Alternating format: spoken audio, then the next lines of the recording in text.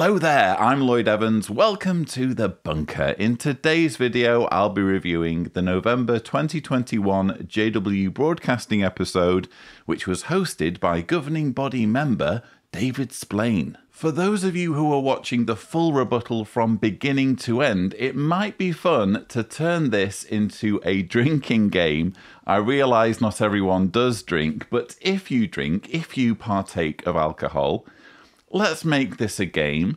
Let's take a shot every time David Splane introduces a sentence with the word well or now. Now, some of you, now remember, now in October, now this was in Canada. Now at times, at first, initially, Hawaiian 8-minute talk, now let's say a word about, now in the early years of thankfully, later, today, now on one program, at that time, 7, now, those of us who've, today, speaking of our literature, looking back. Actually, on second thoughts, let's not make this a drinking game. I think if you were to take a shot every time David Splane started a sentence with now or well in this episode, you're going to get seriously drunk. You're going to get Tony Morris level inebriated, realistically. And to be clear, there are many, many criticisms I have of David Splane, and this is way, way down there. This irritating habit that he has of saying now at the beginning of sentences or well, it's irritating. It's nowhere near as bad as some of my other grievances against this man. I do just think it's worth highlighting, though. Bear in mind that I went through the ministerial training school. Behind me I have my diploma. Here's my diploma, just to prove I'm not making it up. There it says James Lloyd Evans, which is my full name. So yeah, I went to ministerial training school in 2005. And bear in mind, my classmates and I, there were 22 of us, and much of the school was all about perfecting ourselves as speakers. So we would be encouraged to criticize each other following each student assignment for the slightest of hiccups, the slightest of problems, whenever a word was repeatedly used that was superfluous, such as David Splane's going to do in this rebuttal. We were encouraged to really criticize each other. We were kind of pitted against each other for the slightest infraction. And interestingly, when you look in the benefit book, I can't believe I'm now counselling a governing body member. You get a W, David Splane, for this. If you look in the benefit book, here is my copy of the benefit book. On page 94, under practices to avoid, bear in mind, David Splane has essentially helped write this book. He is part of the faithful slave, is he not? Practices to avoid. Many people have the mannerism of inserting such expressions as and when they speak. Others frequently start a thought with now, or they tack a phrase such as you know or you see onto whatever they are saying.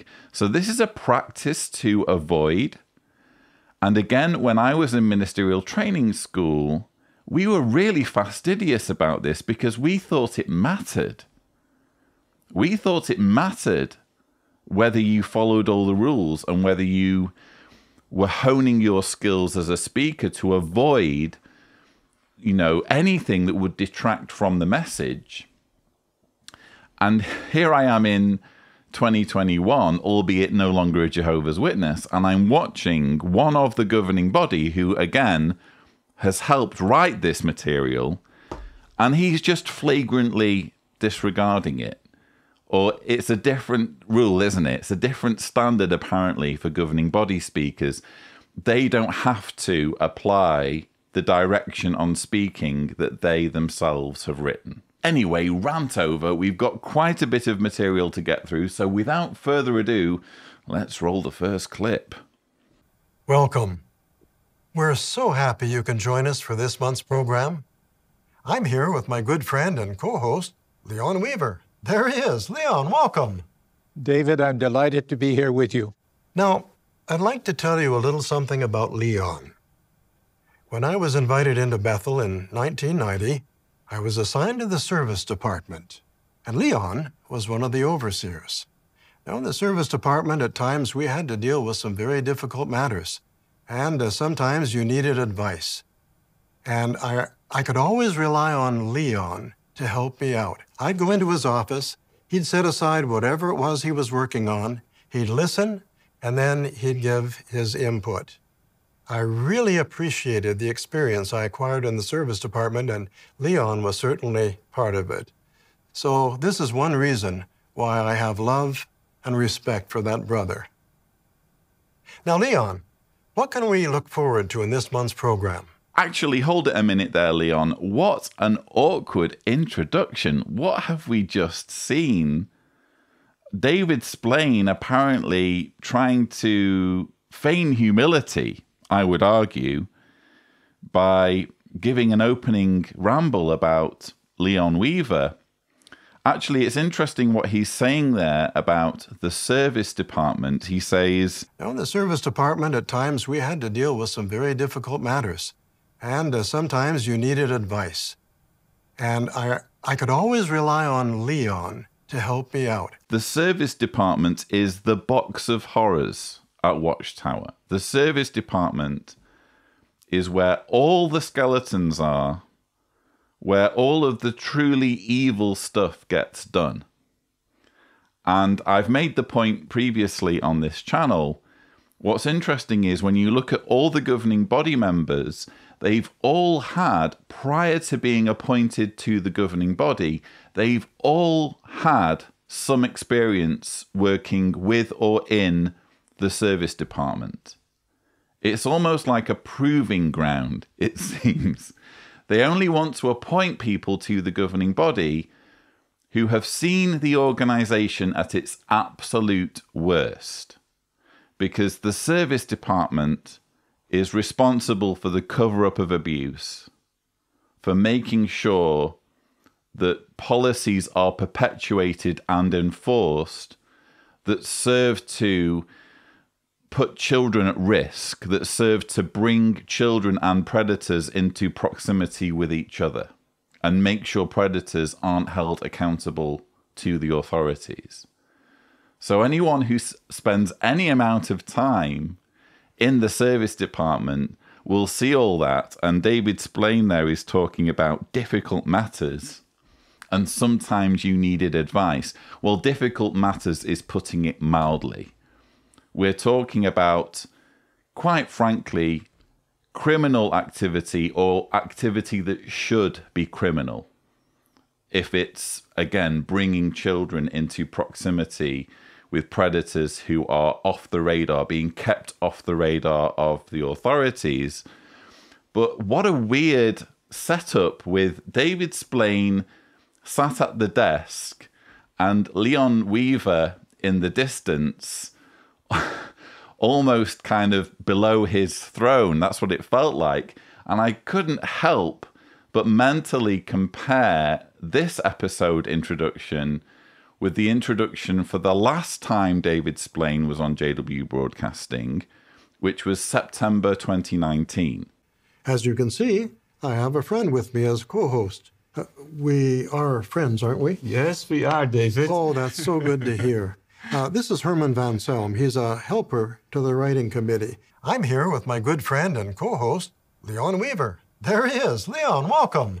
David, I'm delighted to be here with you. I mean, I have to assume this is all about social distancing. I struggle to think of what other reason there could be for, in one episode, David Splane being all huggy and touchy-feely with his co-host who sat right next to him. And in the next episode, he gets the desk to himself and he's almost sat on his throne with his helper below him, looking down on him. It's not good optics, is it?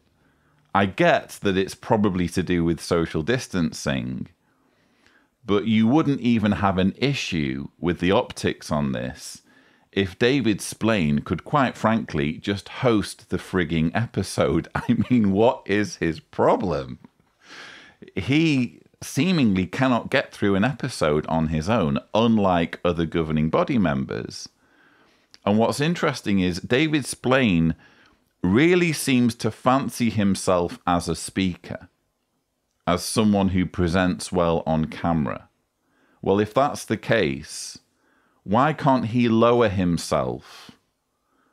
Why can't he humble himself and introduce some of the interview segments, some of the various segments that Leon Weaver will be drafted in to introduce? Why can't David Splane do that? It's almost like, no, I have to be the one who imparts spiritual wisdom and spiritual knowledge. I'm not going to be bothering with all of these little segments about someone's story or some music video or what have you. I have more important things to do. That seems to be David Splane's whole thing. And in this case, let's say due to social distancing, it's resulted in some terrible optics if you compare his previous appearance in September 2019 with his latest appearance. Through his prophet Isaiah, Jehovah made a wonderful promise, one that's being fulfilled today. We can read about it at Isaiah 60 and verse 17. Instead of the copper, I will bring in gold, and instead of the iron, I will bring in silver. Instead of the wood, copper, and instead of the stones, iron.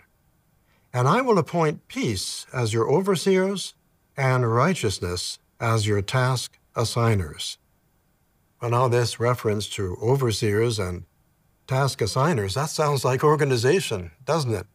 So what is Jehovah telling us? He's saying that we can expect to see organizational arrangements getting better and better. Well, if you've been associated with the truth for a while, I'm sure you'll agree that Isaiah's prophecy is being fulfilled today. So for this broadcast, I thought we'd review some of the improvements we've seen just since World War II. That's the period most of us are familiar with. Now, some of you will be hearing about these things for the first time. Others will have lived through it all. And for them, it'll bring back fond memories. So let's go back. It'll be fun. I call this part, Do You Remember When? If there's one thing I've learned from watching David Splane on JW Broadcasting, it's that whenever he says it'll be fun, it's never fun. Well, now, how well would you do in spotting a statement that is slightly off and making it more accurate? Would you like to find out? Of course you would. It'll be fun. So let's take a quiz that I'll call You Be the Editor. We're going to put a number of statements on the screen, and there's a problem with each one of them. Now, your job is to figure out what's wrong, why it is wrong, and then suggest how to fix it. It's going to be fun. Here's the first statement. According to the Smithsonian Knowledge Encyclopedia, the Egyptian Sphinx was constructed around 2550 BCE. The Egyptian Sphinx was constructed around 2550 BCE. Well, the problem is with the date, 2550. The global flood occurred about 200 years after that date. So what are the chances that the Sphinx survived the flood? Unless, of course, you think that that's how the Sphinx lost his nose. I never get bored of watching that clip. So yes, David Splane has a very different idea of what fun is compared to the rest of us. I suppose it is fun. It's certainly laughter-inducing, but unintentionally so. It's certainly not fun for the reasons David Splane would wish. But yes, here we have a talk all about the organization's history, and David Splane is going to be arguing that the organization has only ever gotten better with the passage of time, and in making this argument, he's invoking Isaiah 60 verse 17, which according to him is describing an organization. What is it with governing body members insisting that various verses are describing organizational arrangements? Well, now this reference to overseers and task assigners, that sounds like organization, doesn't it? But after quite a bit of dissension and disputing by Paul and Barnabas with them, it was arranged for Paul, Barnabas, and some of the others to go up to the apostles and elders in Jerusalem regarding this issue. Sounds like an organization to me. They are clearly desperate, the governing body, to make the Bible sound like it's describing not just an organization, but their organization. Let's face it, this isn't about anything spiritual. This isn't a spiritual arrangement. This is a corporate arrangement. The very phrase governing body isn't from the Bible. It's a corporate term that the organization adopted in the 1940s and came to apply to, first of all, the board of directors and later on to an overarching governance. The phrase, though, governing body, not a scriptural phrase. Basically, when we're talking about organization, we're talking about control.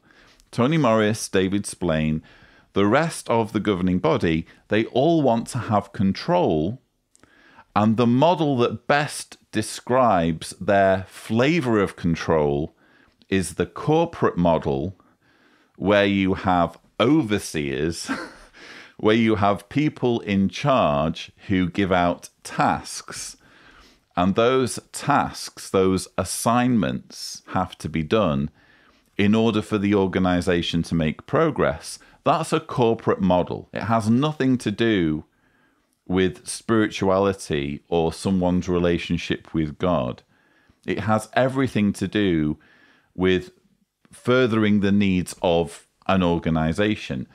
And in this particular instance, he's pointing to Isaiah 60, verse 17, insisting that Isaiah was using essentially corporate language.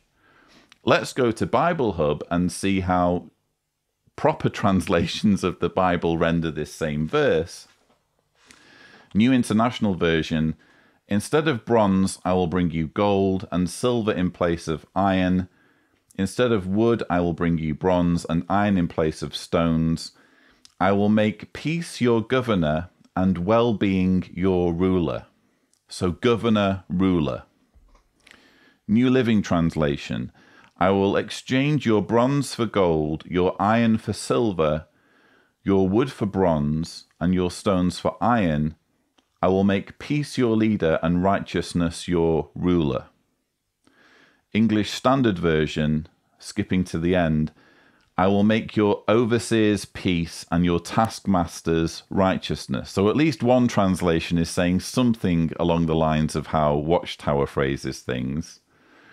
Berean Study Bible, skipping to the end, I will appoint peace as your governor and righteousness as your ruler.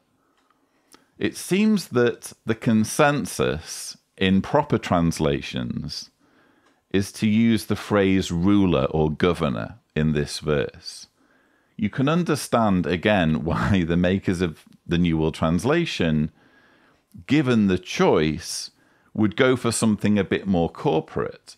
But you don't get to do that and then point to the language as evidence that the Bible writers approve of your way of doing things, which is essentially what David Splane has just done here. It's quite a cheap trick, isn't it? To write your own Bible using your preferred language and then use that language as a basis to support your authority. That's what we call circular reasoning, isn't it? So we're being tricked and manipulated right out of the blocks in David Splane's talk. He is going to try and argue that this organization has gradually been refined over the years, and from humble beginnings, we've ended up with something that's marvelous, something that is way, way better than what we had before. As we're going to see, though, in David Splane's own arguments, it's possible to see holes in this logic. It's possible to see that organizational changes haven't always been for the better. And actually, the more we look at the organization's history, the more we see evidence of how man-made and unremarkable the whole thing is. Before World War II, and for a number of years after that, many congregations didn't have a kingdom hall of their own, and they were actually encouraged to meet in private homes or in rented facilities. The thinking was that if you were in a rented facility or a private home, you had more flexibility. You could move the meeting place from one place to the other very easily. But there were problems, there were drawbacks. Sometimes the space would be shared with other organizations. So you couldn't leave your literature, magazines, speaker stand, and maybe even a sound system in the hall at the end of the meeting. When the meeting was over, you'd have to pack it all up and take it away. But that's not all. Sometimes you had to arrive very early and clean the place up after a particularly rowdy group of people had used it. And if there were cigar smokers in that group, you were in trouble. It was very difficult to air the place out in time for the meeting. Now remember, in those days, people could smoke in a private hall. And you could smoke in an airplane. They could smoke almost anywhere. So this was a real problem for us. There were other problems. Before we had a Kingdom Hall in my hometown, the congregation met in a rented facility. Now in October, the place was decorated for Halloween. And in December, there was a great big Christmas tree on the platform. We couldn't move it. And now this was in Canada, and portraits of the King and Queen of England, as well as the British flag, were permanent fixtures in the hall. You couldn't remove any of it for the meeting. Yet, to their credit, many interested persons attended our meetings, and to them, it wasn't the meeting place that was important, it was what they were learning there that counted. When he said that part about the King and Queen of England, my initial reaction was, are you some kind of vampire? How can you be that old? The King and Queen of England, the Queen of England, has reigned since, I researched this, February 6th, 1952. So, is he really that old? It turns out he is. Because if you go on Google and type in David Splane born, it doesn't give you the day and month, but it does give you the year 1944. So if David Splane was born in 1944, it makes him 77 years old. And it means that in 1952, when Queen Elizabeth began her reign, he was 7 or 8 years old. So he is just about old enough to be able to say, oh, we had pictures of the King and Queen of England at our rented facility, even though it's kind of dubious as to how much he can call himself or refer to himself as a witness at such a young age. I'll let you be the deliberator there, audience. But in any case, let's remember what this talk is about. It's about organizational refinements. David Splane is arguing that because of a scripture in Isaiah, we should expect to see the organization getting better and better and better. Exhibit A, we now have kingdom halls, whereas many congregations used to meet in rented facilities and there were drawbacks. And in fact, here is his conclusion a little bit later on to that effect. Nowadays, our Kingdom Hall construction is supervised by the LDCs with lots of qualified volunteers, and practical Kingdom Halls can be constructed in a short period of time. I mean, maybe viewers will be impressed with that. We now have Kingdom Halls. Therefore, we are God's one and only true organization because look how things are improving. I would suggest it's inevitable that this sort of thing is going to happen when a religion grows. So just because a religion grows to the point where it both needs and has extra real estate, that alone isn't an argument for divine backing. And if you're going to make that argument, you then need to explain why all other religions that have their own places of worship, whereas they once used to meet in less desirable surroundings, how it can be that they also have this same refinement. And just a small point on this whole rented facilities thing, I can't help but notice there will be many congregations watching this who are still in rented facilities. I can remember when I was a Jehovah's Witness, the next congregation along, I was in Wilmslow, in Knutsford congregation, which was our neighbouring congregation, they had their meetings in rented facilities. So this isn't so long ago. This isn't like the 40s and 50s only.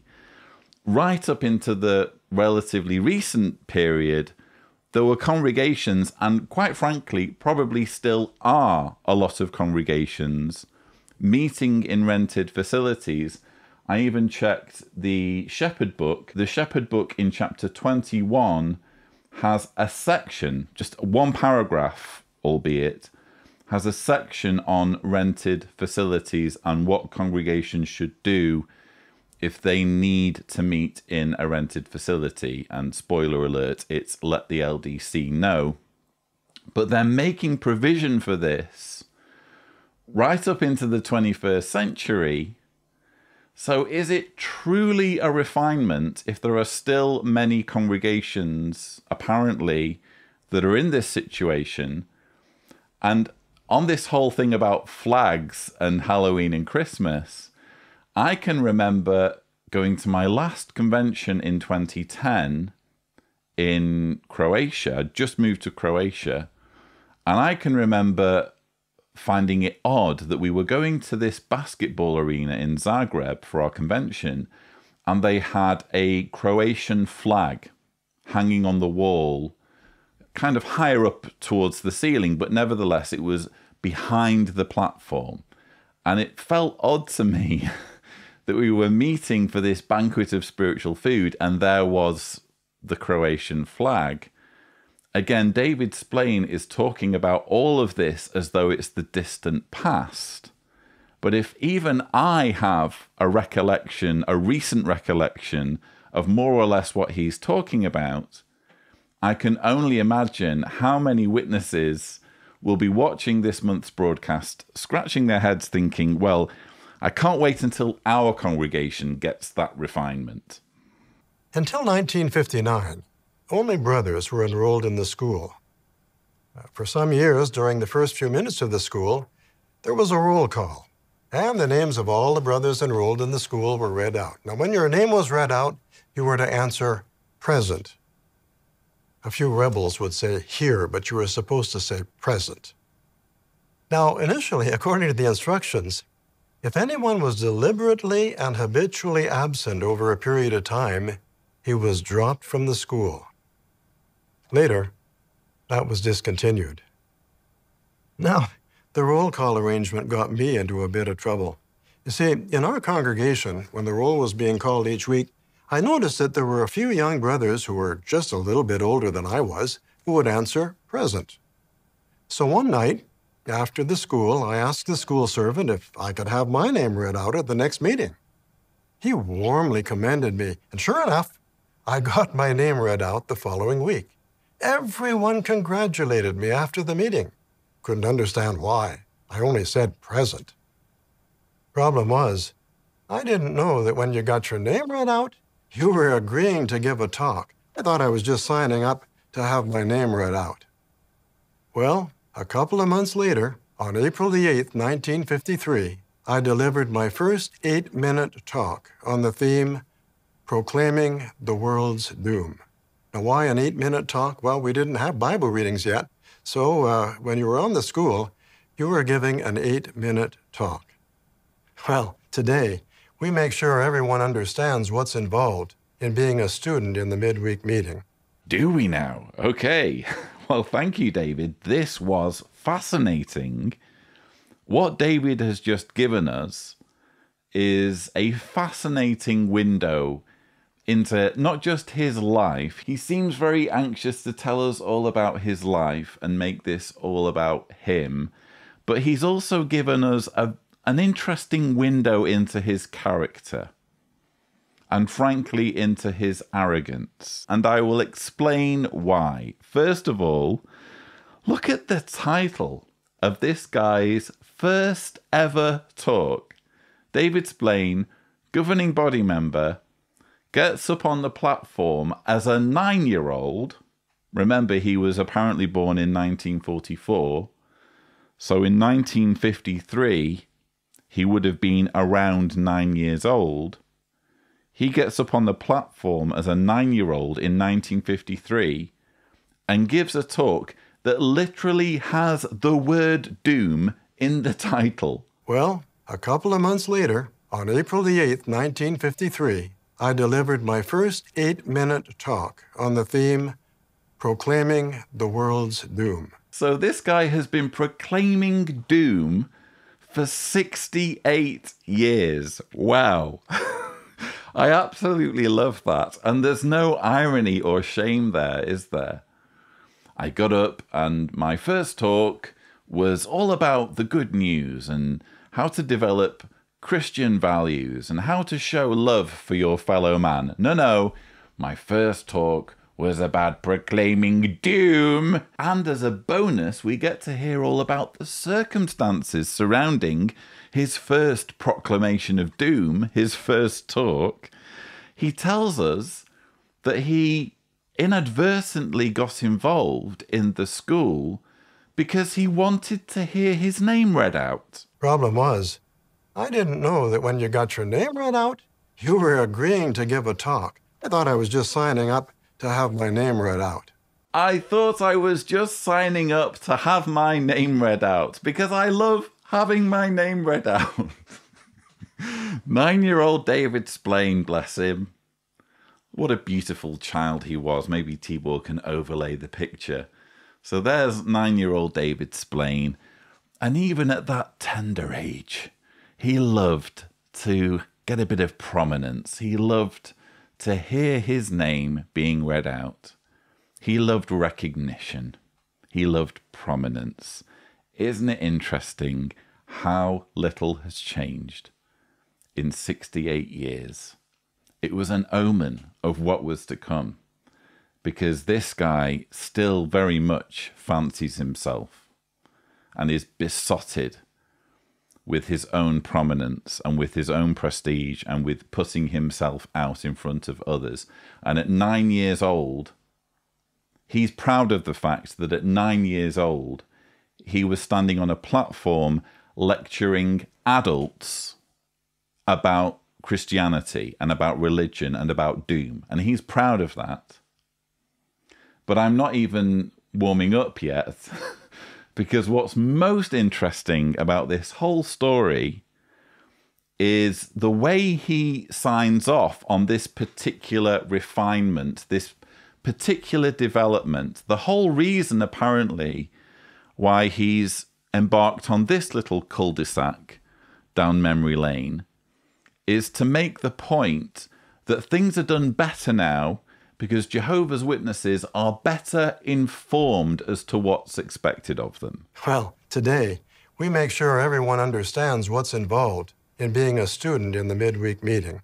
Yes, everyone today knows what's involved. Back then, people were clueless. Poor little David Splane, poor little David H. Splane, who wanted to have his name read out, he was misled by the people in his congregation. They should have informed him.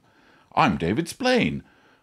Why would you not have informed 9-year-old me that it wasn't just about having your name read out, which is an easy mistake to make? I just assumed it was a name reading ritual, and I wanted my name to be included in the name reading ritual. I didn't know, because there were no regulations. There were no guidelines on this, so I was clueless. I, David Splane, 9-year-old David Splane, should have been better informed. I should have been better informed. Thankfully, nowadays, Jehovah's Witnesses are better informed, it feels almost like he's having a pop at his elders who are long dead.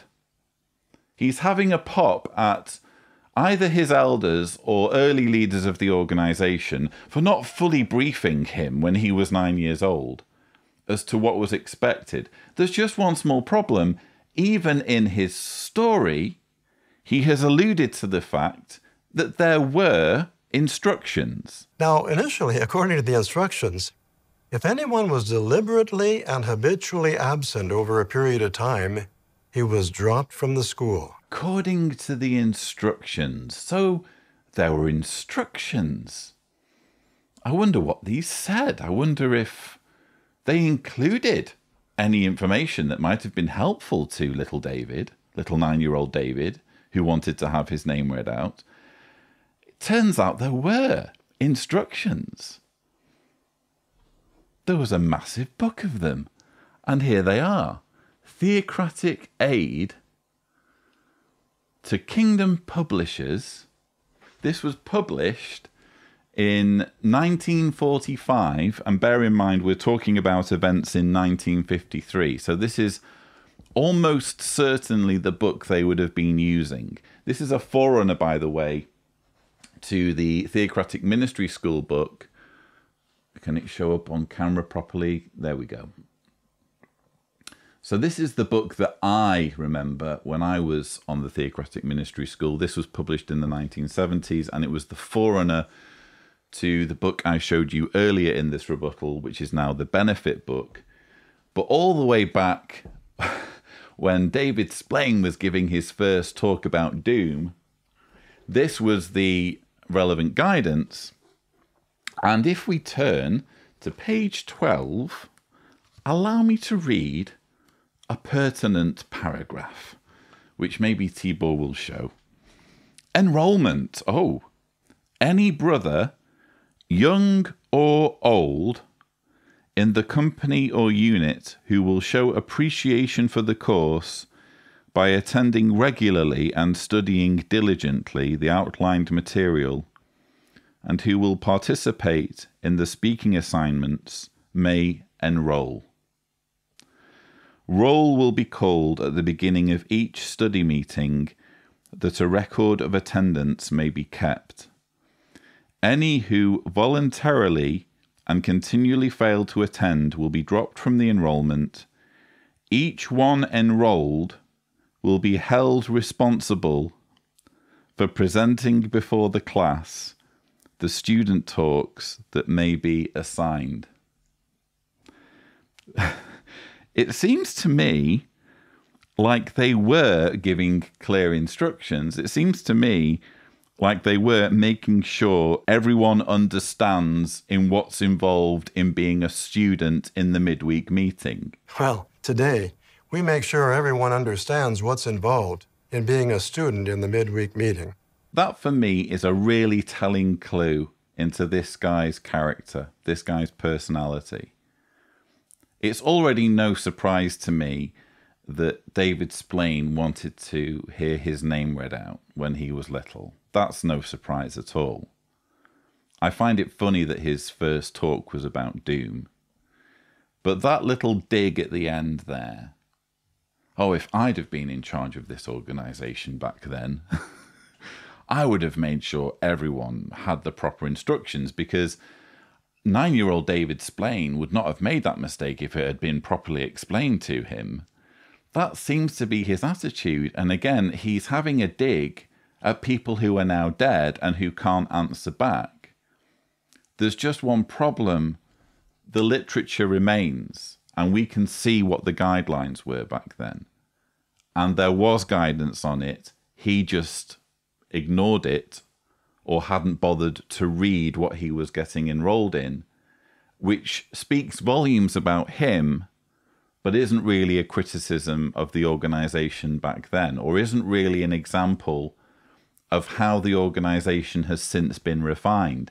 There were instructions back then, and there are instructions now. So what? What does this tell us about this being an organisation that's being continually refined by God? If anything, what this story does tell us is, number one, it tells us that David Splane is a self-obsessed, self-indulgent egomaniac who loves to have his name read out and has loved to have his name given prominence ever since he was a 9-year-old.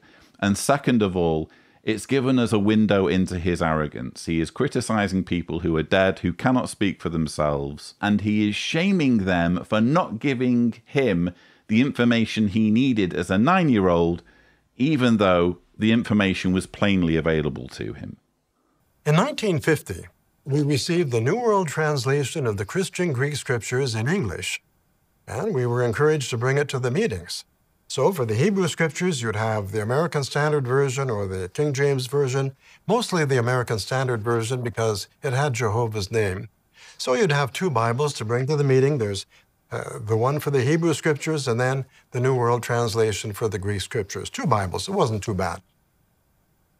But later, the New World Translation of the Hebrew Scriptures was released in installments. So you'd get a volume every year or 2, and as we received each new volume, we were encouraged to bring it to the meeting. Now, in time, those volumes started to pile up, so that by 1960, you might have volumes 1 through 5 of the Hebrew Scriptures and the Greek Scriptures and your regular study aids, and we had thick study aids in those days. We had big briefcases and strong backs in those days. We were really happy to get the complete New World Translation in just 1 volume in 1961. We're watching David Splane hosting the November 2021 JW Broadcasting episode. He's taking us on a trip down memory lane in an item called Do You Remember When? His basic argument is that improvements in the Jehovah's Witness religion over the decades are evidence that God is blessing the organization. He's invoked Isaiah 60 verse 17, instead of the copper, I will bring in gold. And this is one of his examples. We wrote our own Bible. Case closed. Because we wrote our own Bible, which by necessity we did in phases so that we would have individual volumes of the Bible. Let me see if I can quickly grab one. So I've just grabbed from my collection from 1958. What's this one? New World Translation of the Hebrew Scriptures, Volume 4. And it begins with, it's Isaiah, Jeremiah, Lamentations. So this is 3 Bible books. So they were doing it in chunks. And his argument is, when we were in the process of writing our own Bible, we had to do it in bits, and this meant that we needed to have lots of books in our briefcase for the meetings, meaning that we needed strong backs. And then it was a massive refinement. It was a massive improvement when we figured out how to put them all in a normal-sized Bible. That's his argument. I'm sorry, I'm just not impressed at all. I'm not seeing anything extraordinary here. If anything, the more you dig into the New World Translation, the more you see evidence that this organization is not interested in God's word. And if you don't know what I mean, please check out my series, Doctored, thumbnail here to the first part of the series, If Tibor is Gracious. This is a collaborative investigation I'm doing with my viewers, where we're uncovering example after example of the New World Translation being doctored, being changed, so that it either fits in with Jehovah's Witness teachings or makes the Bible itself more palatable. If the Bible says something that seems to paint God in a poor light, or where there's a contradiction or some other thing that needs to be papered over, they'll change the Bible there as well. As I say in the series, what does it say about an organization that will literally change the word of God, God's word, to suit their teachings and to suit their preferences? When you do that, when you edit the word of God, in my view, you become your own God. You become your own religion. It's no longer about following God or Jesus. If you're willing to make God or Jesus say what you want them to say, it's actually you who's doing the talking, not them. And do you remember when each congregation had a congregation servant and up to 7 other servants? The assistant congregation servant, the Bible study servant, the accounts servant, the watchtower study servant, the magazine territory servant, the literature servant, and the ministry school servant. Now, at that time, apart from book study conductors, you couldn't have more than 8 servants in the congregation. So, unless someone moved, a young man had no chance of becoming a servant. So, how could a young man reach out for more responsibility? And how would the prophecy recorded at Micah 5:5 ever be fulfilled? There Jehovah promised, "We will raise up against him 7 shepherds, yes, 8 princes of mankind." Well, 7 represents completeness, so 8 princes, that would indicate that there would be more than enough men in the congregations to provide theocratic direction. But how could that be when there was basically a limit of 8 servants per congregation? The answer came in 1971. We were thrilled when we understood that each congregation has a body of elders, and there is no set number of elders or ministerial servants. As many as are qualified can be appointed. I was floored at this part of David Splane's talk. For anyone that knows anything about Watchtower history, anyone who knows anything about the elder arrangement, in the context of what he's saying and the argument he's making about organizational refinements, this is glaring deception. This is glaring whitewashing of history and historical revisionism. That's what we're seeing here. When you look at the elder arrangement, you do not see copper being replaced by gold. You see gold being replaced by copper, being replaced by gold. And maybe if you don't know much about Watchtower history, you're thinking, Lloyd, what are you talking about?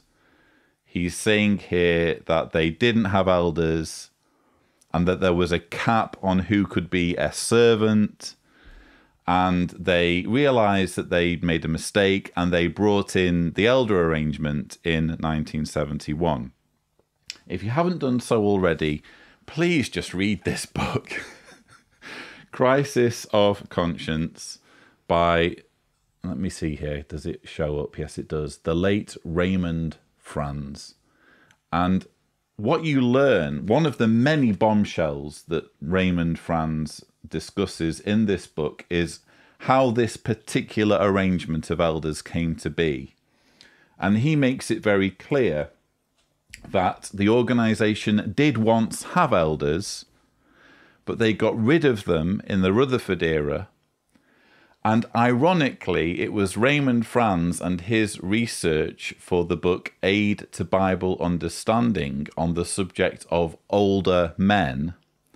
Ironically, it was this research that changed the thinking at the organization so that they went back to having elders. Raymond Franz, at least according to what he writes in the book, Raymond Franz was instrumental in that change. Raymond Franz, the famous apostate governing body member, who knew?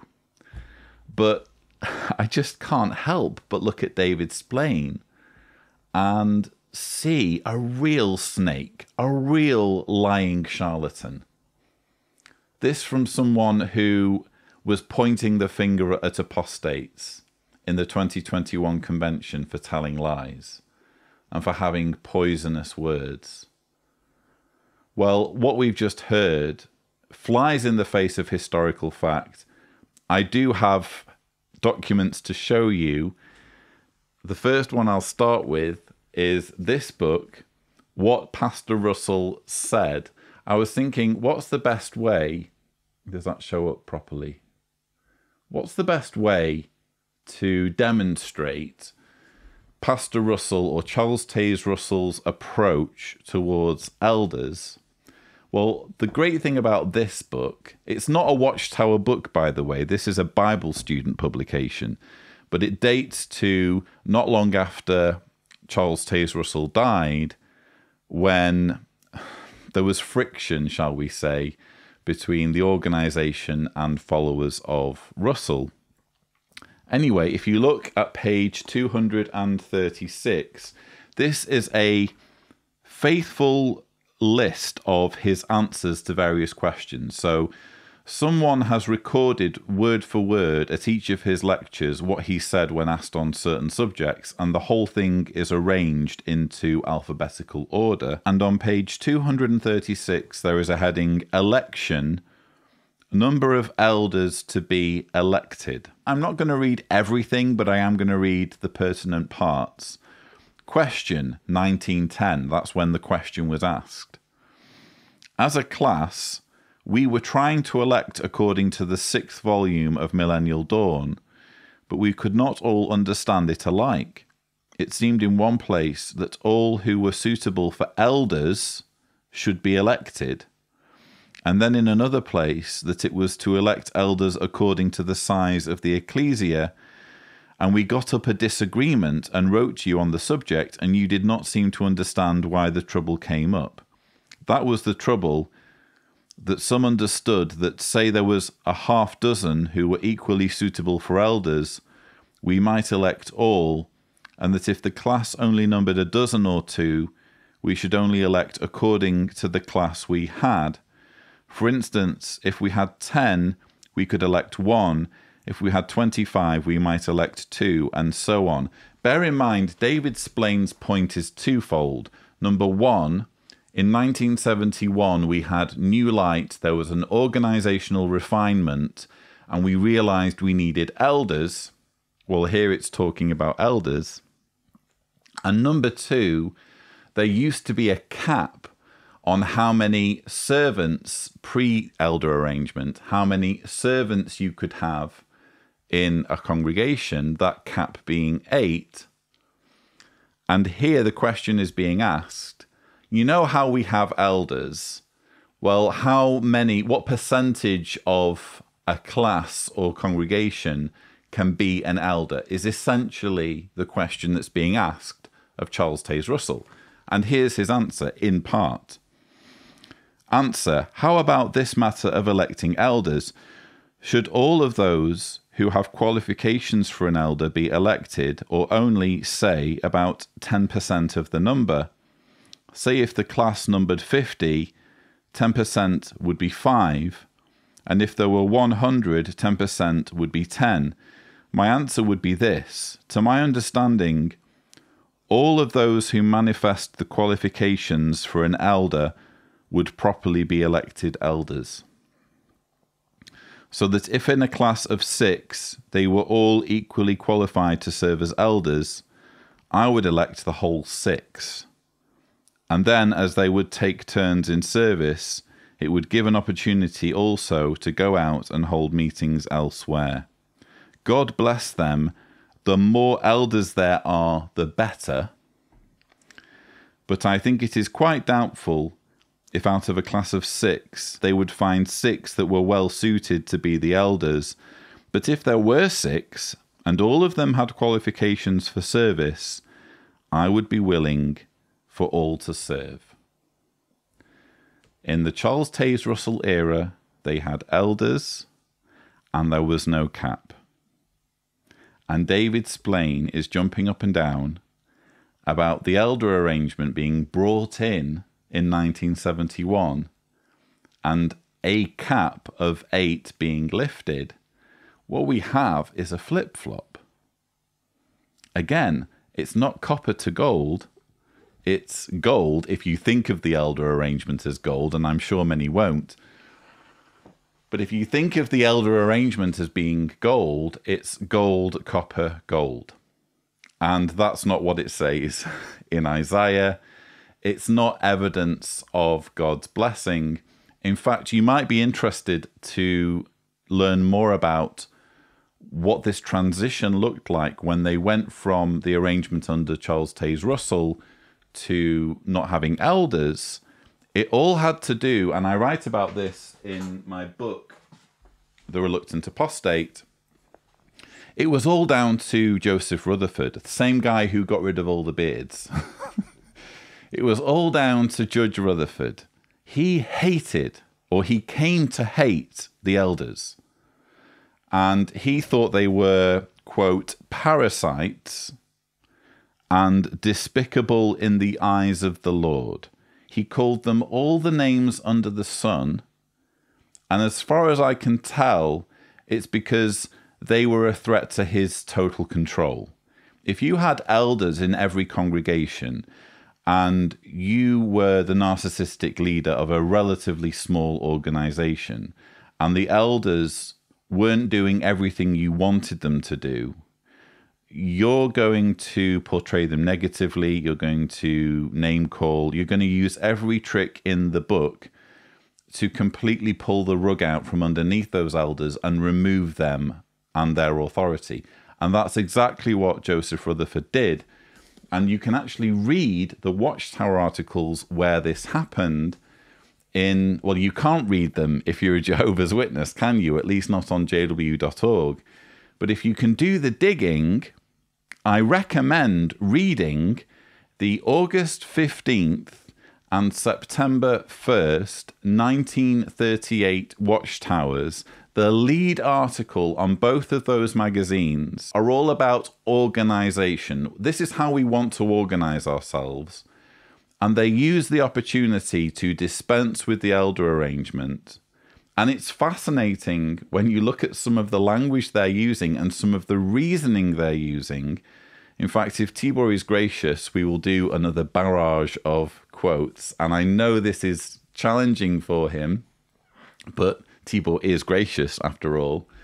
So let's look at the August 15th, 1932 Watchtower. This is page 243.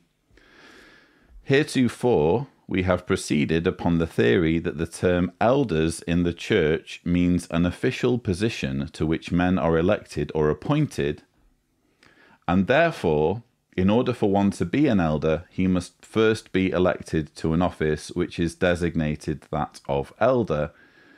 There appears to be no scriptural authority for such conclusion. There could be no office properly created, filled, and exercised in the church unless Jehovah, through Christ Jesus, has so provided.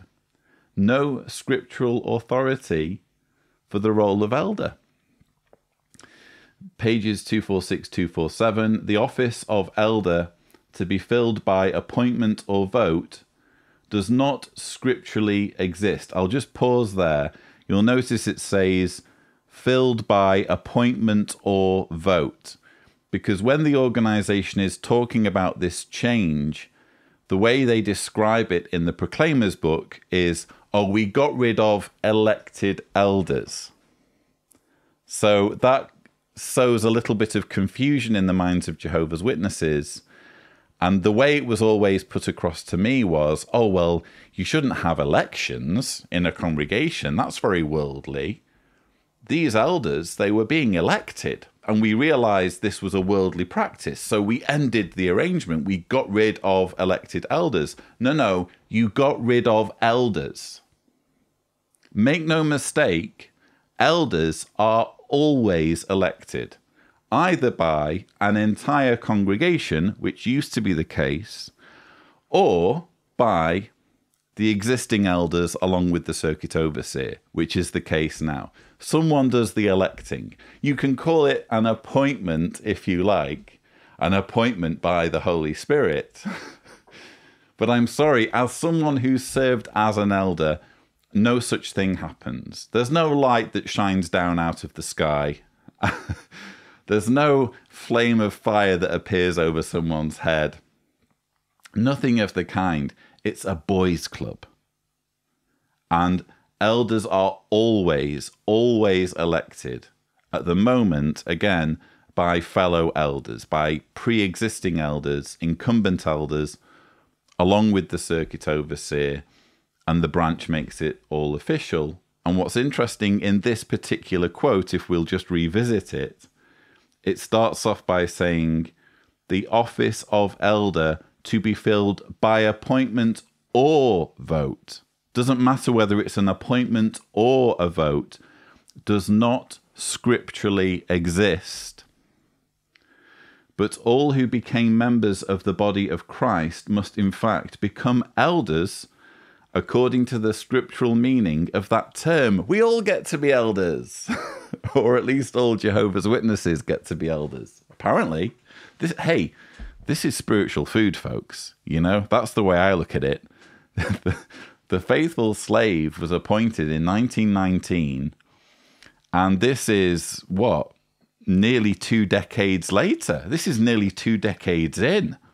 So the faithful slave being in charge. Of course they'll have it all figured out 19 years on into their appointment as the faithful slave. The misconception of the term elders in the church has led to much confusion and great sorrow.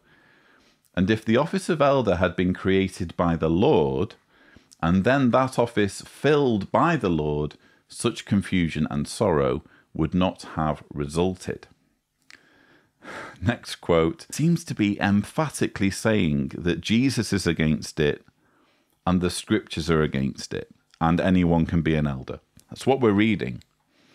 Page 247, since the scriptures do not provide for or designate the office of elders, then it follows that no one could be properly and scripturally appointed to the office of elder. Faithful slave speaking here.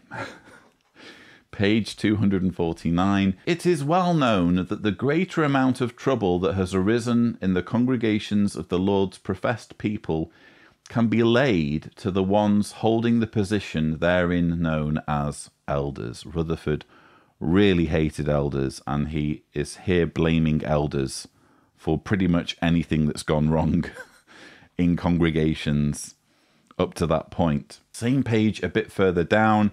Because of their apparent brilliancy, or because of their personal influence, and for other selfish reasons, men have been installed in the church and called elders. We may be quite sure the Holy Spirit would not guide and advocate for and help those who were moved by such selfish desire and ambition. Where men who are not wholly devoted to the Lord and to his kingdom are put into the position of overseers of the church, trouble is certain to follow. The door is left open for the adversary to interfere with those who are trying to serve God, and the selfish and ambitious ones, moved by the spirit of the adversary, cause much trouble and dissension. Elders are troublemakers.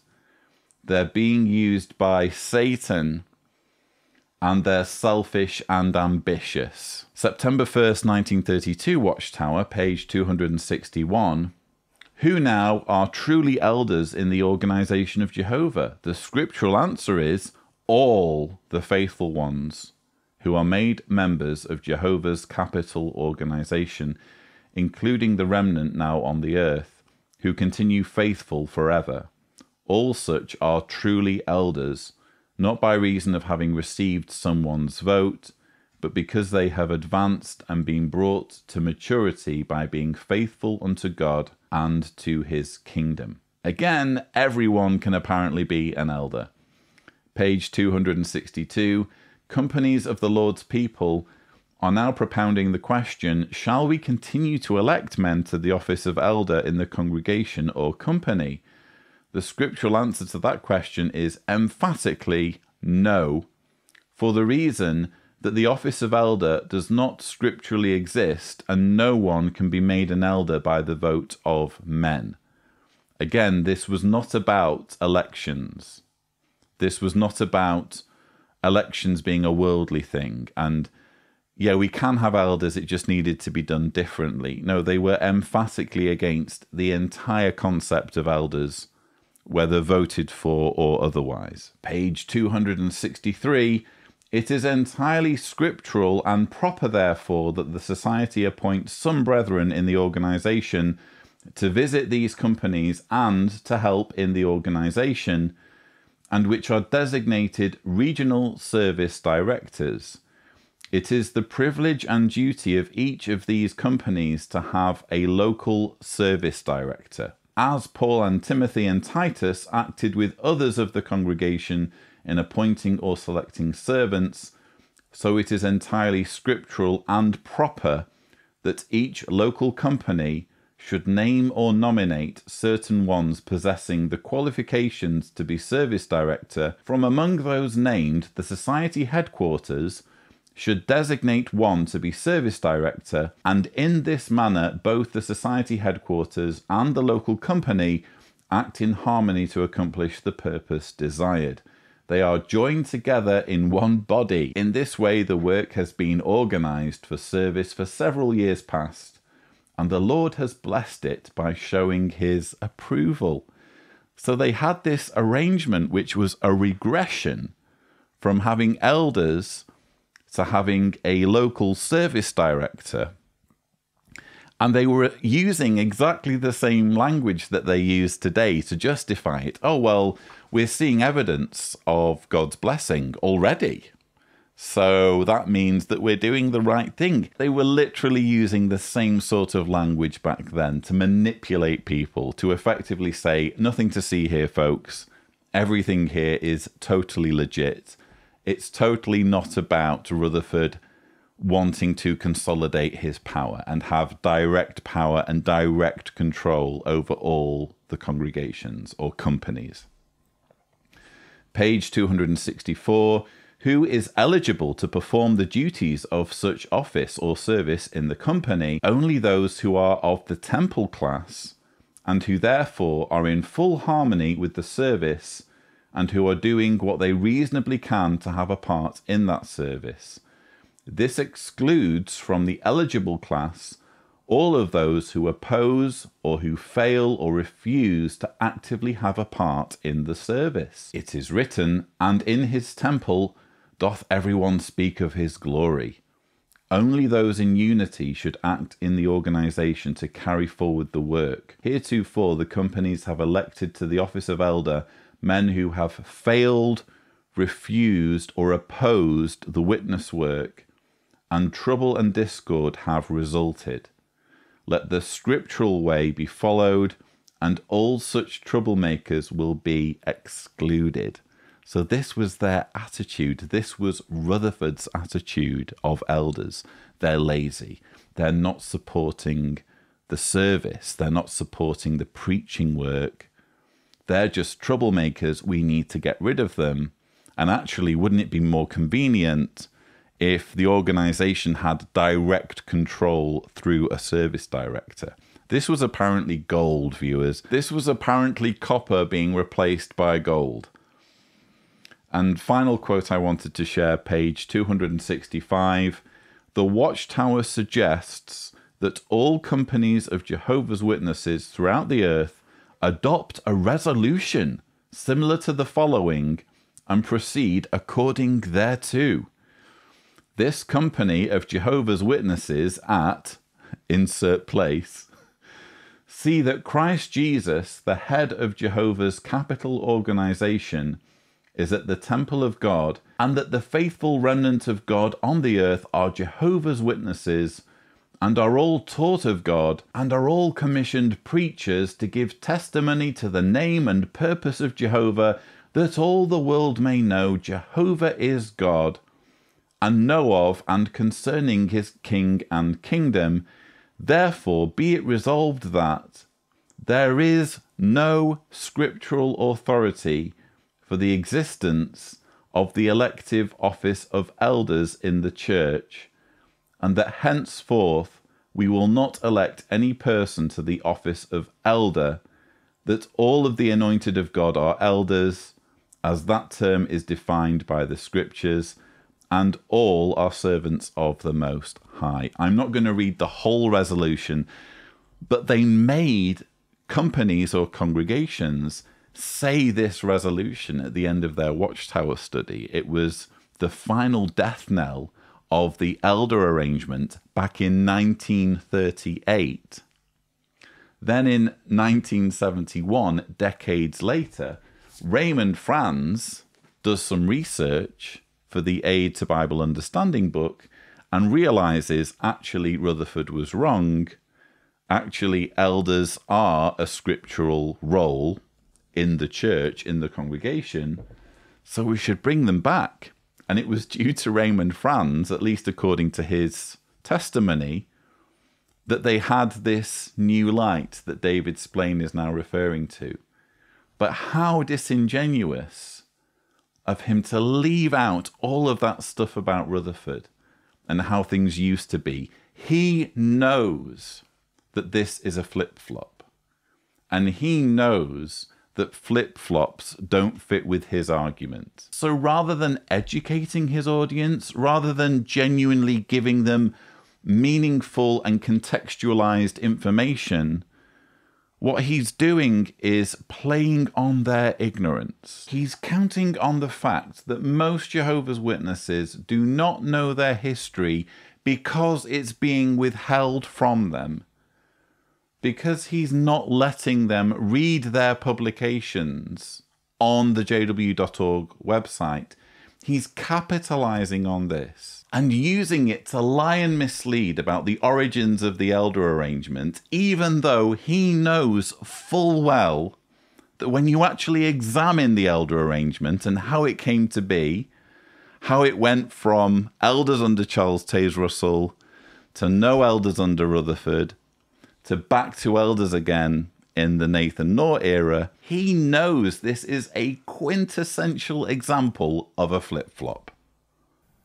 Now, when I was baptized 66 years ago, you didn't have to be approved for baptism by the congregation. And the only questions asked of baptism candidates were the two they answered at the conclusion of the baptism talk.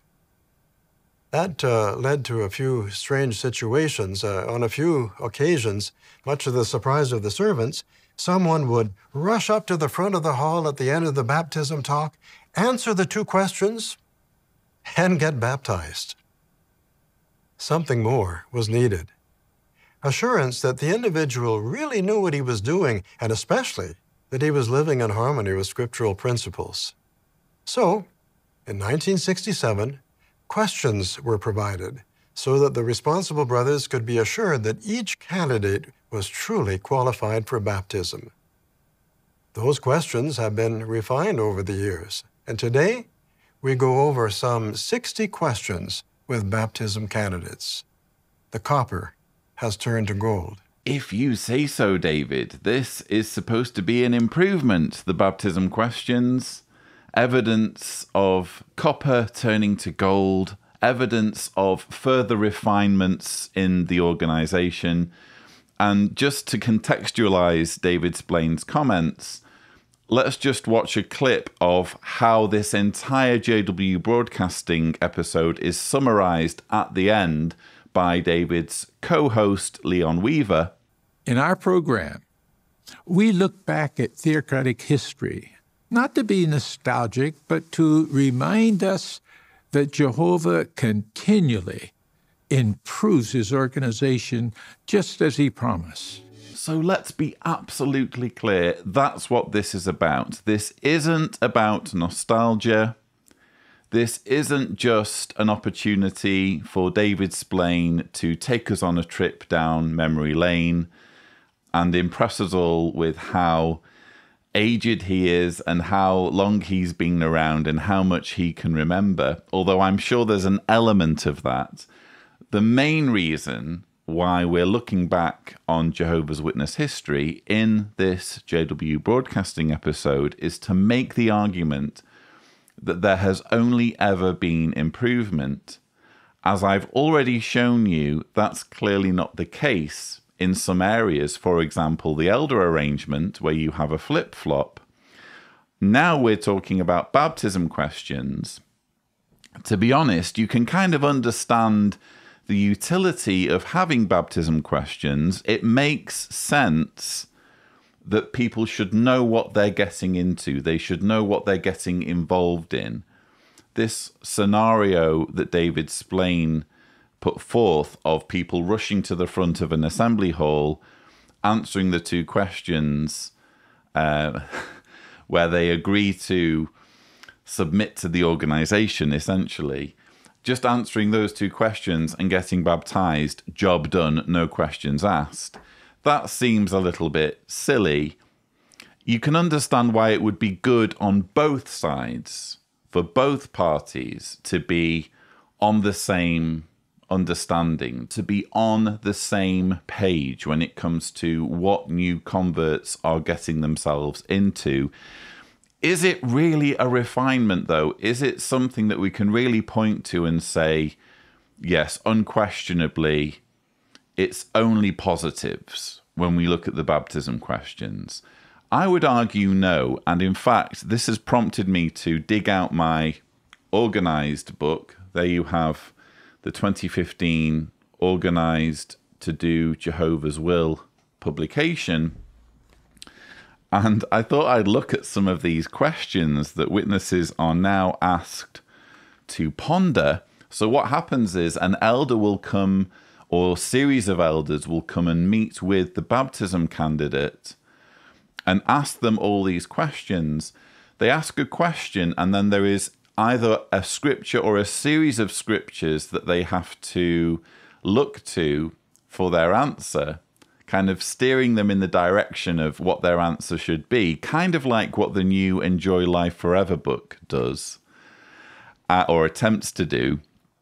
Anyway, I thought some of these questions might be interesting to look at. So there's an interesting question on page 185. What is the only scriptural basis for divorce that frees one to remarry? Bear in mind, these questions, you can be a child when you're going through these questions. You can be as young as 6 or 7. 6 is the youngest in the publications where it's recorded that someone gets baptized.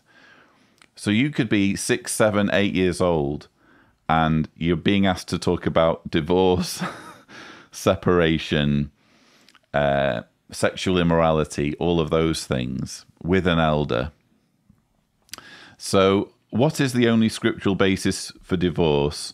It quotes Matthew 19, verse 9, I say to you that whoever divorces his wife, except on the grounds of sexual immorality, and marries another, commits adultery. As I've already argued on this channel, the fanatical literalist interpretation of this verse puts abused spouses in danger. You should be able to divorce your spouse if it turns out that they are physically violent and abusive towards you. But Jehovah's Witnesses go to such an extent in applying this verse that men and women in abusive relationships feel compelled to stay in that situation because they can't move on with their lives. They can't find someone else to marry without themselves sinning, without themselves committing adultery. Next page, 186. I won't read all of them.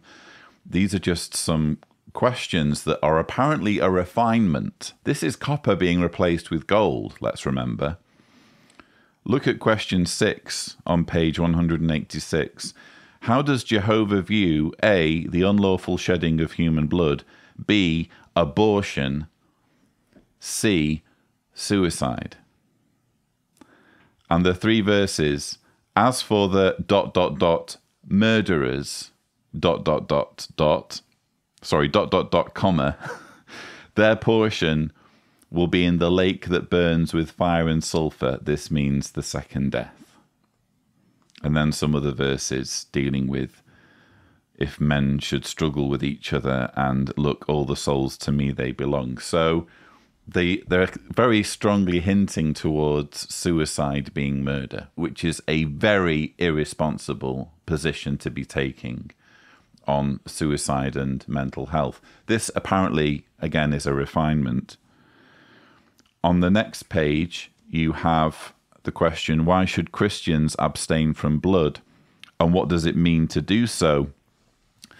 It's quite interesting, actually, when you look at these questions in context, because you have all the typical verses quoted there Only flesh with its life, its blood, you must not eat. Whenever you desire it, you may slaughter and eat meat according to the blessing that Jehovah your God has given you, but you must not eat the blood. You should pour it out on the ground like water, and then keep abstaining from things sacrificed to idols, from blood, from what is strangled, and from sexual immorality.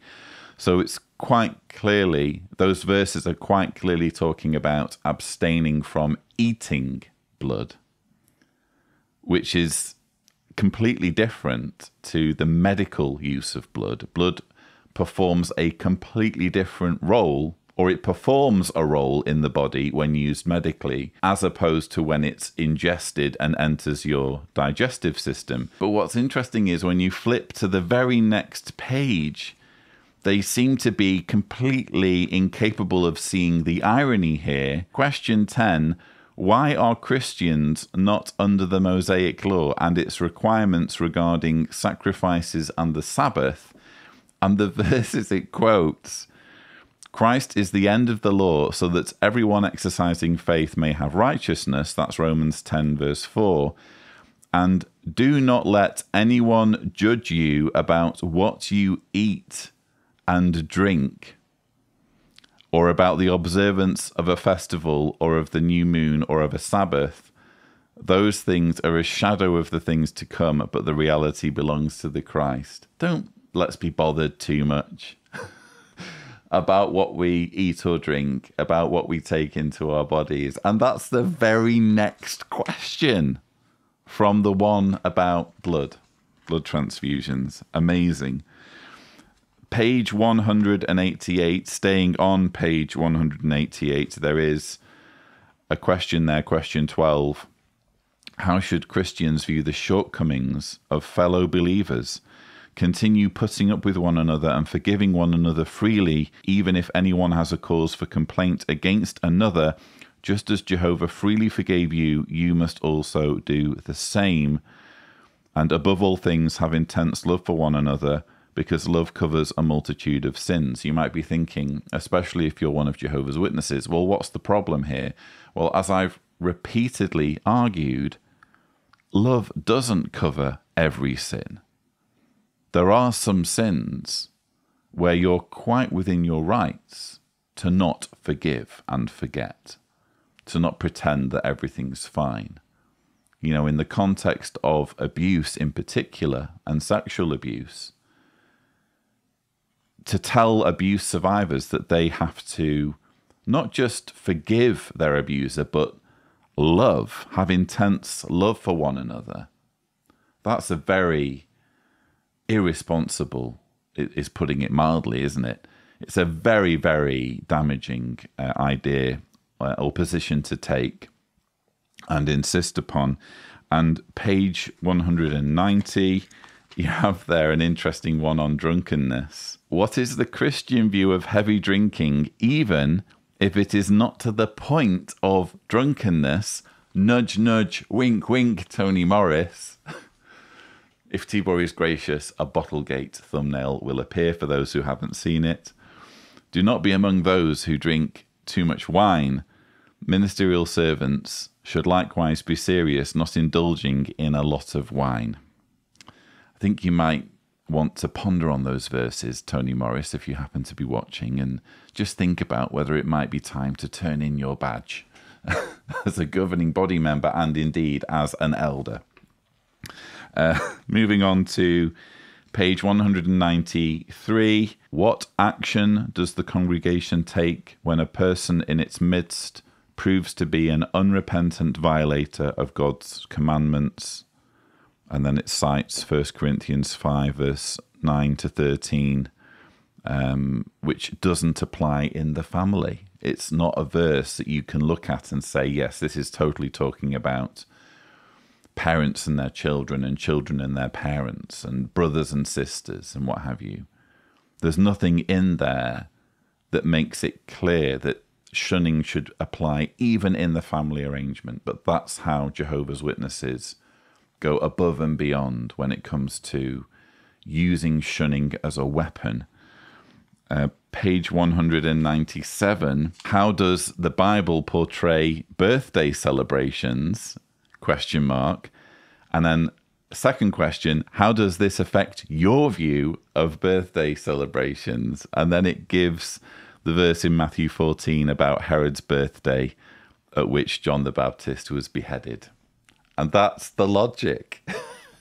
Here's a birthday celebration in the Bible at which someone was beheaded, therefore birthdays are bad. Again, as I've repeatedly said on this channel, that's not good logic. It doesn't follow that God wants you to avoid birthdays or is saddened by you celebrating birthdays just because there are accounts in the Bible, or only even accounts in the Bible, of bad things happening at birthdays. If God wants you to not celebrate birthdays, he can just say it. And he's clearly not afraid to say what he wants people to do or not do in the pages of the Bible. So why put words in God's mouth on this or any other matter? And finally, Tibor will be grateful that there's only one more, because he has to show these quotes, making him work. Page 201. What is the governing body of the Christian congregation, and what role does it fill today? Bear in mind, you will not find the term governing body in the Bible. As I've said before, it's a corporate term. It's not a biblical term. And yet they're being asked, the people taking or going through these questions, to cite scriptures in support of the governing body arrangement. And the few scriptures are cited, the one about apostles and older men, which, as I've argued before, doesn't talk about a governing body. If anything, when you examine that account, it negates the governing body model. And the one in Matthew 24, 45 to 47 is later referenced about the faithful slave. So this is supposed to be a refinement.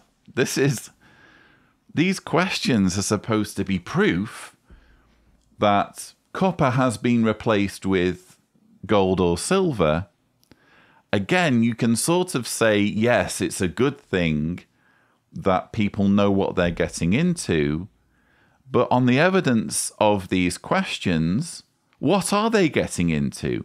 They're getting into something that's incredibly controlling and micromanages their lives to the point where even their mental health is policed, and even suicide is stigmatized as murder, and abuse victims are told that they need to forgive and love their abuser, and people are reminded to shun. How is this an improvement? How is this advancement? Again, when it's all very well for David Splane to just take us on this whistle-stop tour of history and give us all these anecdotes, but when you actually test what he's saying and drill down and look at the substance, I'm sorry, this isn't really an improvement. This is just the organization finding a more concrete way to control people by making sure at the outset that all of the various rules, understandings, areas in which your private life should be policed are understood and agreed to.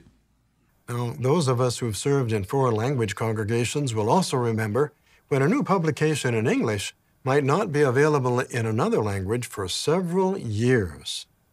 Study articles trailed by several months. Now, that's before it became possible for the branches to do simultaneous printing. So here's how it worked. Material in English would be mailed to the branches, regular mail, for translation. And if the translators had a question about the meaning of a sentence in English, they would use regular mail to send their question to headquarters. In time, headquarters would answer back by regular mail. And this back and forth, it could take quite a while. And in some countries, mail service was poor. Now today, thanks to special computer programs our brothers have developed and the ability to communicate electronically and some other factors, we're able to release most language editions simultaneously. with the English. What an improvement. We're watching David Splane hosting the November 2021 JW Broadcasting episode. And is it just me, viewers, or have we just watched David Splane trying to assign credit to the organization for modern technological advancements? That seems to be what he's doing there. And don't get me wrong, I get that there have been clever people working at the organization who've come up with bespoke systems such as MEPS and that kind of thing, because the organization is very fastidious about making sure its propaganda gets translated into as many languages as possible. Not necessarily a good thing, by the way.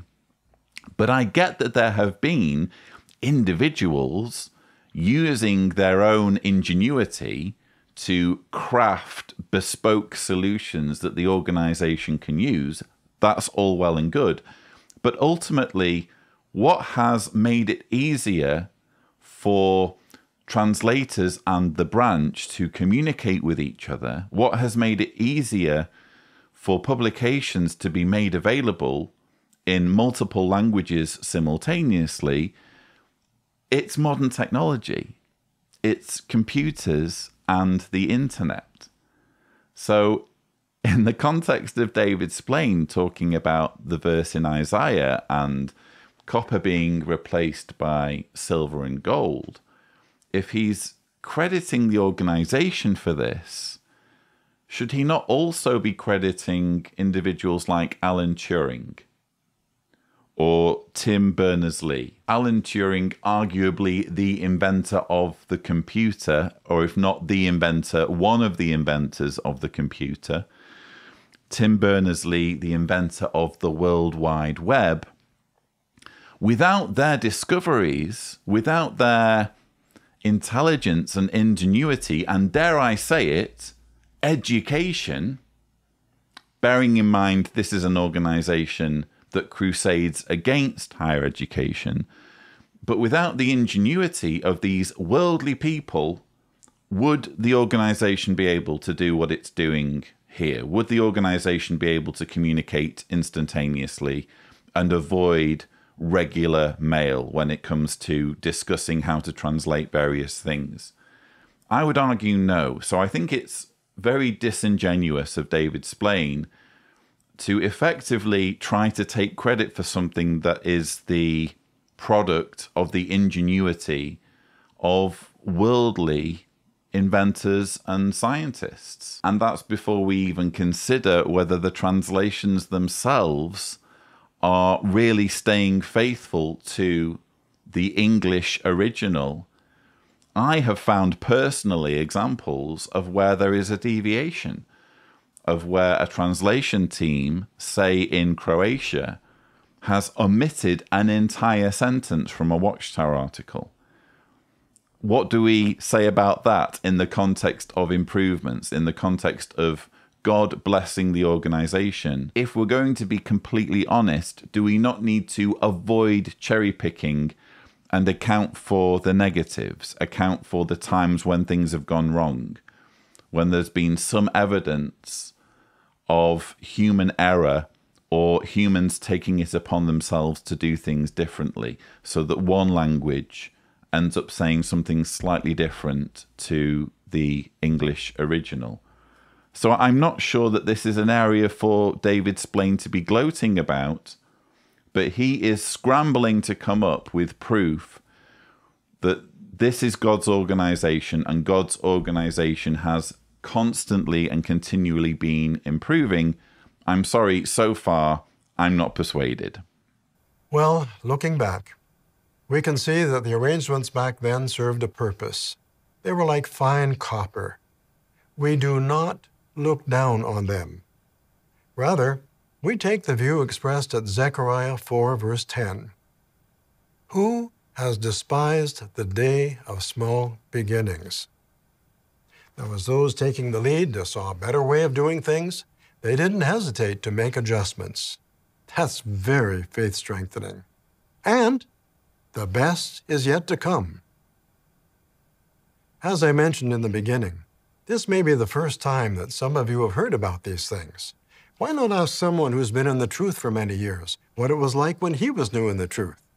That could lead to a very stimulating discussion. If you say so, David Splane. So, thus concludes a very stimulating discussion from David Splane all about history. Do you remember when?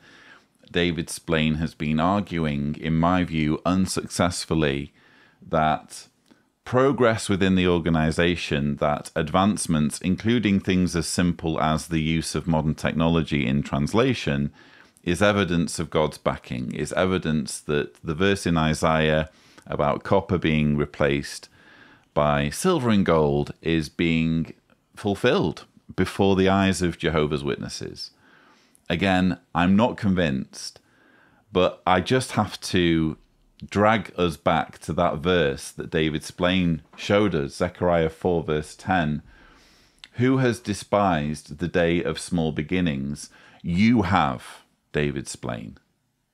The governing body very much despises their day of small beginnings, given how difficult they make it for Jehovah's Witnesses to objectively research their history. I mean, think about it.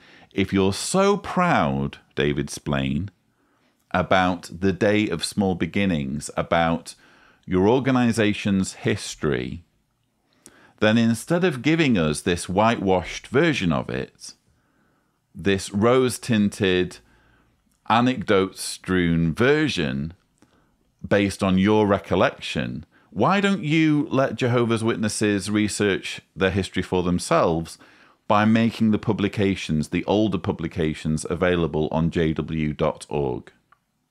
You've just said, essentially, that you're proud of your history. The evidence is lacking. If you're truly proud, the older publications, the Harp of God, Millions Now Living, The Finished Mystery, Studies in the Scriptures, should all be available. All of the older watchtowers, Awakes, Consolations, Golden Age, whatever you want to call it, they should all be on jw.org. I can't tell you how I know this, but I happen to know that they could make all of this information available on Watchtower Library if they wanted to, like that. But they don't want to, because David Splane is lying. They're not proud of their history. They do despise the day of small beginnings. Because when you go back and you look at the older publications, what you see is how man-made and fallible this organization is. And I want to speak now to any Jehovah's Witnesses who may be watching. Look, I get it. I understand your mindset. David Splane was just saying there, the best is yet to come. Now, as those taking the lead saw a better way of doing things, they didn't hesitate to make adjustments. That's very faith-strengthening. And the best is yet to come. Aside from David Splane sounding like a cheap, slimy used car salesman when he says that, don't you think that's a bit convenient? Isn't it a bit convenient that we just happen to be living at the period in history where it's all figured out and the best is yet to come? Don't you think they felt the same way in the past? Please just think about it for a moment. If you are one of Jehovah's Witnesses, imagine you were living in the 1930s or 40s and the organization's president was Joseph Rutherford. Don't you think you would frown on the Charles Taze Russell era? Oh yeah, it was good, and Brother Russell did a great deal of work for the organization in getting things up and running, but, you know, that was old light. What we have now, under Brother Rutherford, this is the real deal, and Armageddon's coming momentarily. In fact, in San Diego, we have Beth Sarim all ready and waiting for the ancient worthies. When they materialize out of thin air, they have Beth Sarim all there waiting for them so that we can start having the kingdom government here on earth. That was your mindset in the 1930s. You thought you had it all figured out, and you thought the best was yet to come back then. And here we are in 2021. Isn't it a bit convenient to be thinking that, and not just convenient, arrogant? Isn't it arrogant to take the position, oh, well, you see, that was them, this is me. I'm special. I happen to have been born through a birth lottery into just the right period in history when it's all going down, when it's all happening. That's when I was born. I've been born into the Jehovah's organization where everything's correct. So I can just ignore all of the decades, the 140 years of the organization when it wasn't quite correct, because thankfully, because I'm special, I've been born into the right period in history. So I only need to worry about what the faithful slave is producing now. And frankly, they're producing enough, aren't they? It's more than we can really keep up with even. All of the bounteous spiritual food that we're getting on jw.org in the broadcasts. We can't keep up with it all.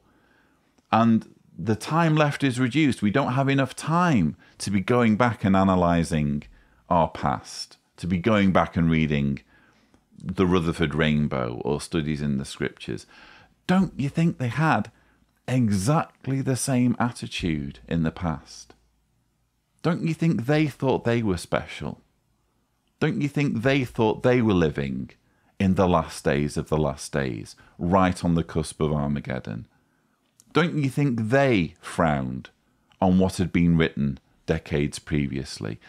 You're just repeating exactly the same mistake. If you happen to be a Jehovah's Witness who thinks this way, please stop and ponder, because quite frankly, all you're doing is allowing history to repeat itself. You are repeating the mistakes of past generations of witnesses. Gilead to me was a way to give to others, to be very busy in service. I prayed to Jehovah, I said, I really want to go to Gilead.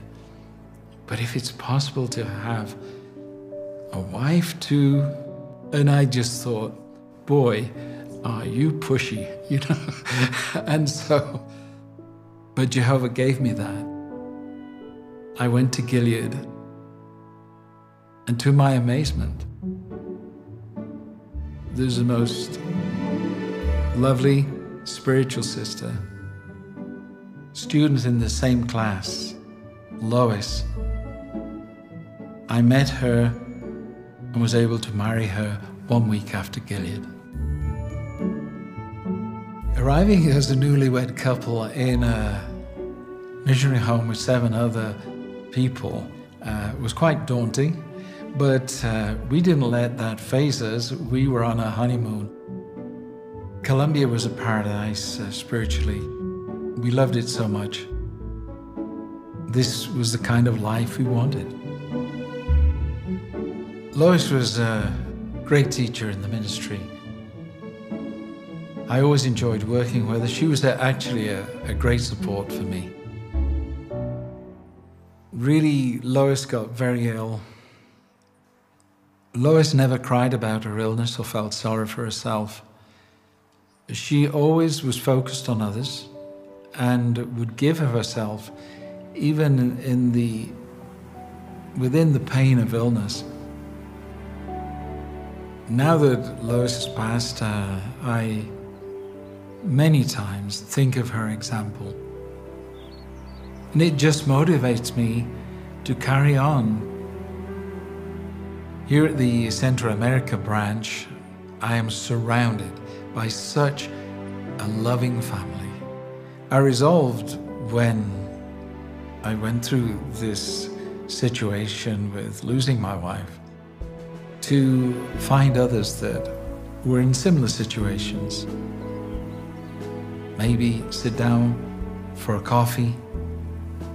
Just that fellow feeling, just being able to show interest and encourage another person is a great joy that I personally find one of the most helpful things to endure trials.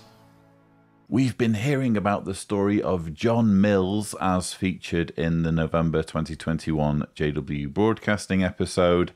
It's typical for a JW Broadcasting episode to have a heart-tugging testimonial. This particular episode has 2 stories, this being the first. And what to say about this? I feel, without wanting to be disrespectful to Mr. Mills, because he seems like a lovely chap, I feel we haven't really learned anything unique about the Jehovah's Witness religion in terms of it being the only way through a trial like bereavement. And don't get me wrong, I'm sure losing your spouse would be an incredibly stressful thing to go through. I saw what effect it had on my father when he lost his wife, my mother. I just don't see how being a Jehovah's Witness is the only way through that. I've certainly seen nothing to convince me of that in this story. If anything, this story has given me more questions than answers, particularly the brevity of John's courtship after meeting Lois. And to my amazement, there's the most lovely spiritual sister, student in the same class, Lois. I met her and was able to marry her 1 week after Gilead. 1 week after Gilead. Bear in mind, Gilead is a 5-month course.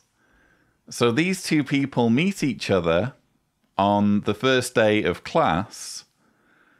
5 months later, they're walking down the aisle. Is that really commendable? Is that really something we want to be encouraging others to do? Surely lifelong relationships should be built on a stronger foundation than knowing someone for 5 months. And during that 5 months, by the way, being very limited in how much time, how much meaningful time you can spend with that person. Because as someone who's been through an equivalent of the Gilead course, MTS, I can tell you, you're kept very busy. You have lots of things to be thinking about other than getting to know someone you've just met on the course. Again, is this really something we want to be encouraging young Jehovah's Witnesses watching the JW Broadcasting episode to think about replicating in their own life? Their honeymoon was their Gilead assignment with 7 other people in the missionary home. If you think about it, it all goes back to the sacrifice Jehovah's Witnesses are supposed to be willing to make in their service. There was a similar story in the last Gilead of a couple whose honeymoon involved immediately going into the husband's circuit overseer assignment and attending an assembly or something or other. That's the sort of fanaticism that you need, that it takes in order to make your way up in the organization. So again, this is a story that poses more questions than giving answers.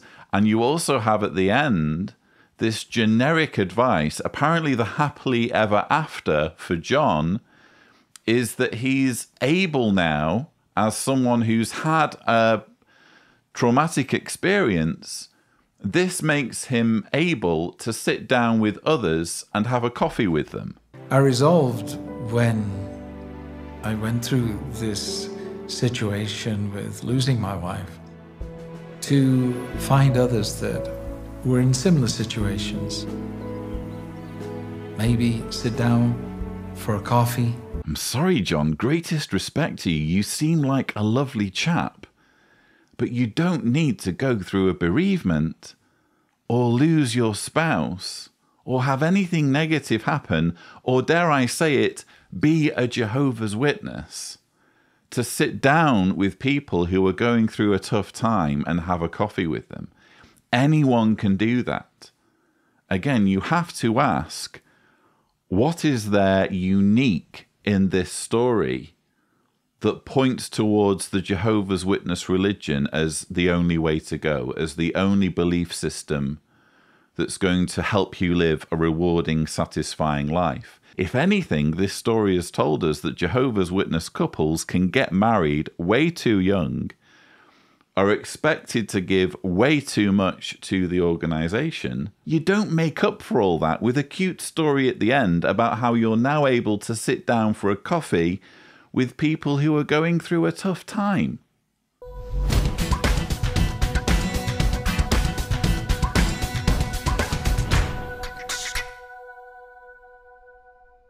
Jehovah's worshippers have long praised him with song.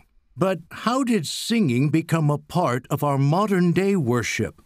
The story begins more than 150 years ago. The year is about 1869 in Allegheny, Pennsylvania, USA. Charles Taze Russell is a young man searching for scriptural truth. One evening, he's walking along and hears something. Singing coming from a religious meeting being held in a basement. He goes in, and what he hears sparks a fire for Bible study like never before. Later, Russell and his associates make music's role in pure worship clear as they rediscover Bible truth. Charles Taze Russell may have come to appreciate the power of music to stir emotions from a music business his father owned for a period of time. He believed that the singing of the truth is a good way to get it into the heads and hearts of God's people.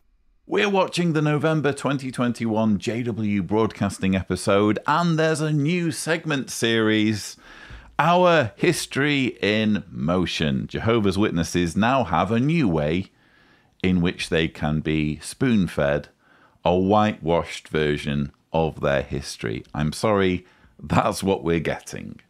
We're getting speculation, we're getting mundane elements of Jehovah's Witness history spun a certain way to make them out to be something that they're not. I'm sorry, Charles Taze Russell walking down the street and hearing singing, how on earth do you make that the origin story of Jehovah's Witnesses and singing?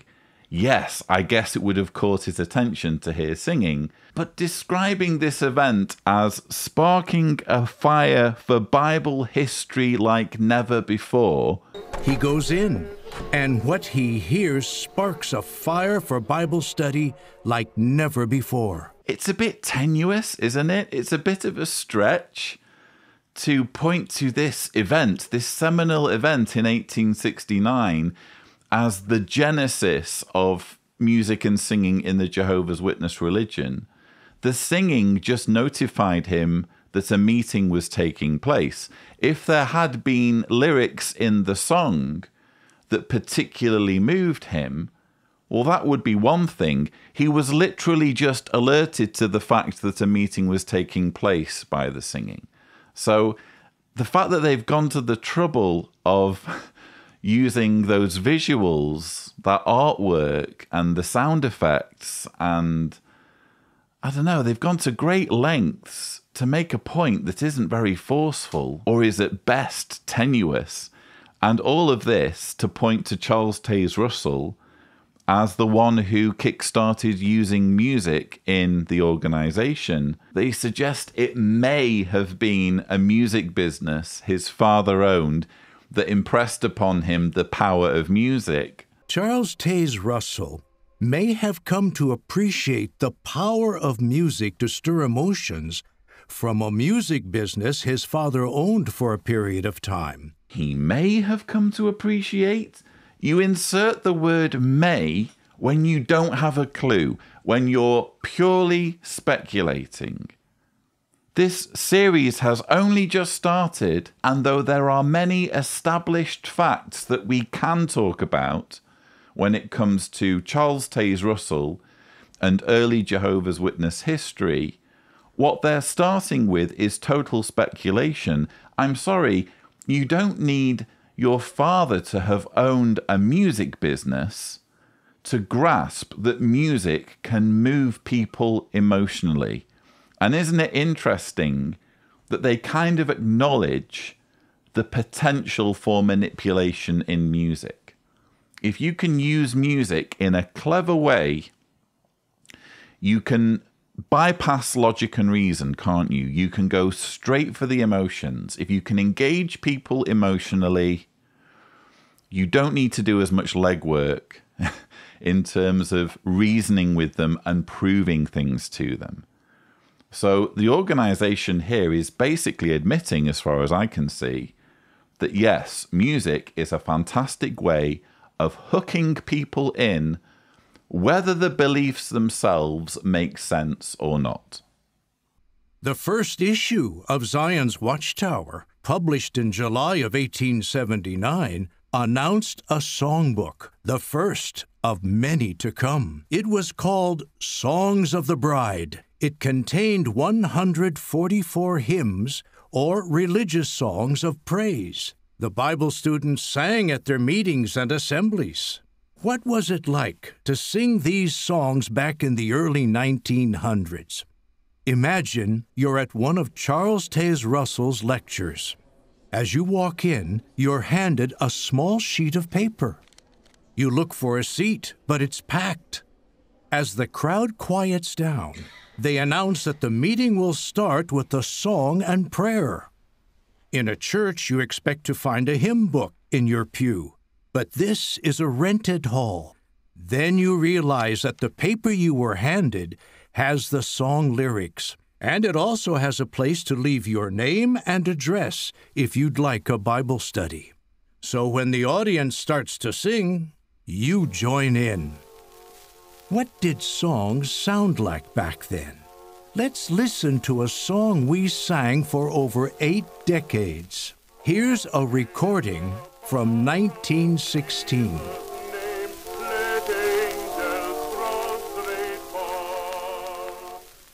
That's a little different than how our songs sound today.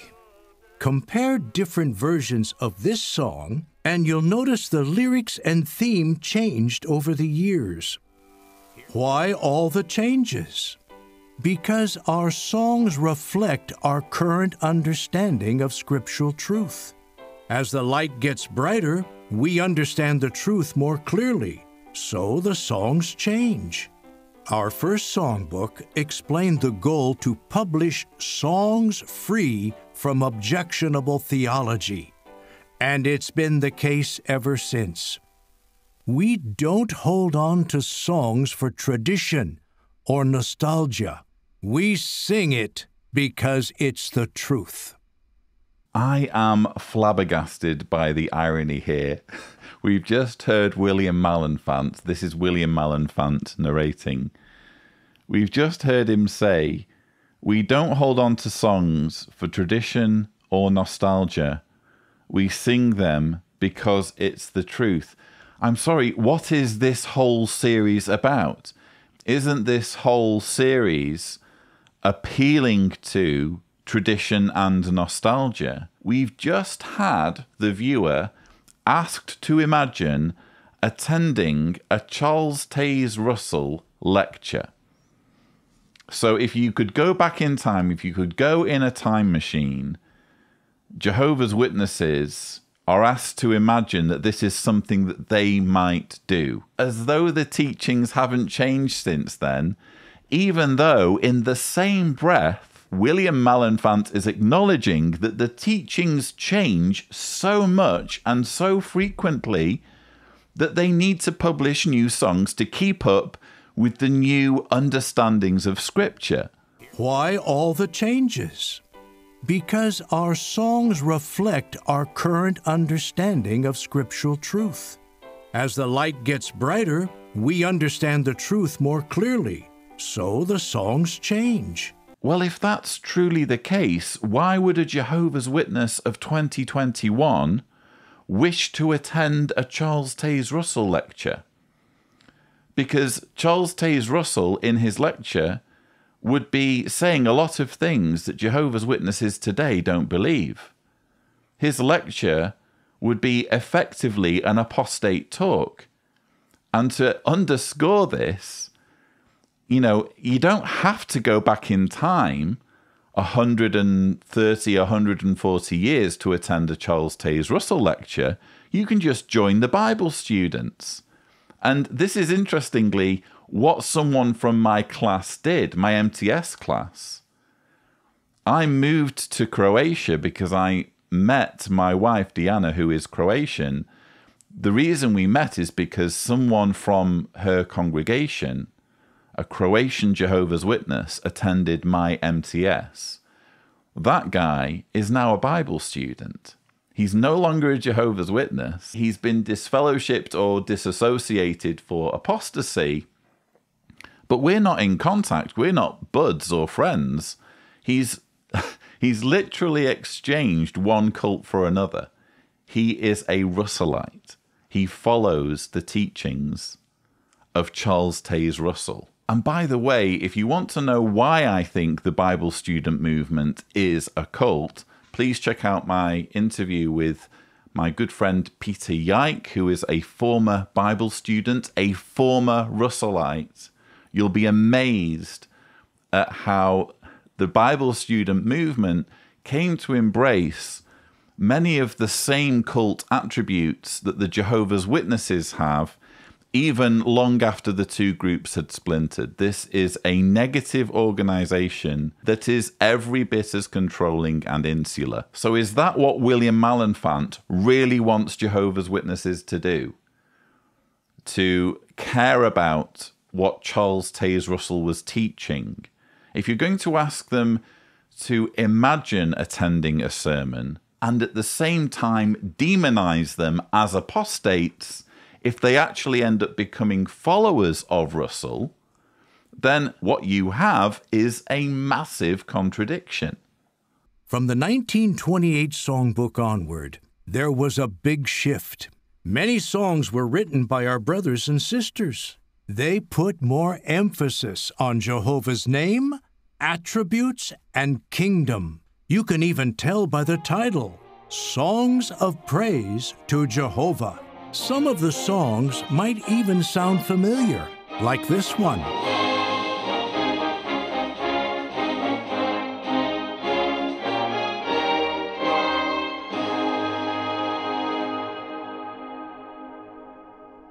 Are your parents in the truth? Your grandparents? Even your great-grandparents? If so, they sang the same song as you at their meetings and assemblies. That's a real legacy. Let's fast forward to the 1940s. Some of our brothers were imprisoned for their faith. The world was at war and needed good news. So we intensified our preaching and teaching work. This is when the Watchtower Bible School of Gilead and Theocratic Ministry Schools started. And it's also when singing was reintroduced at our meetings. Wait a minute. Reintroduced? That means we stopped singing at meetings. When? Find out in the next episode of our History in Motion.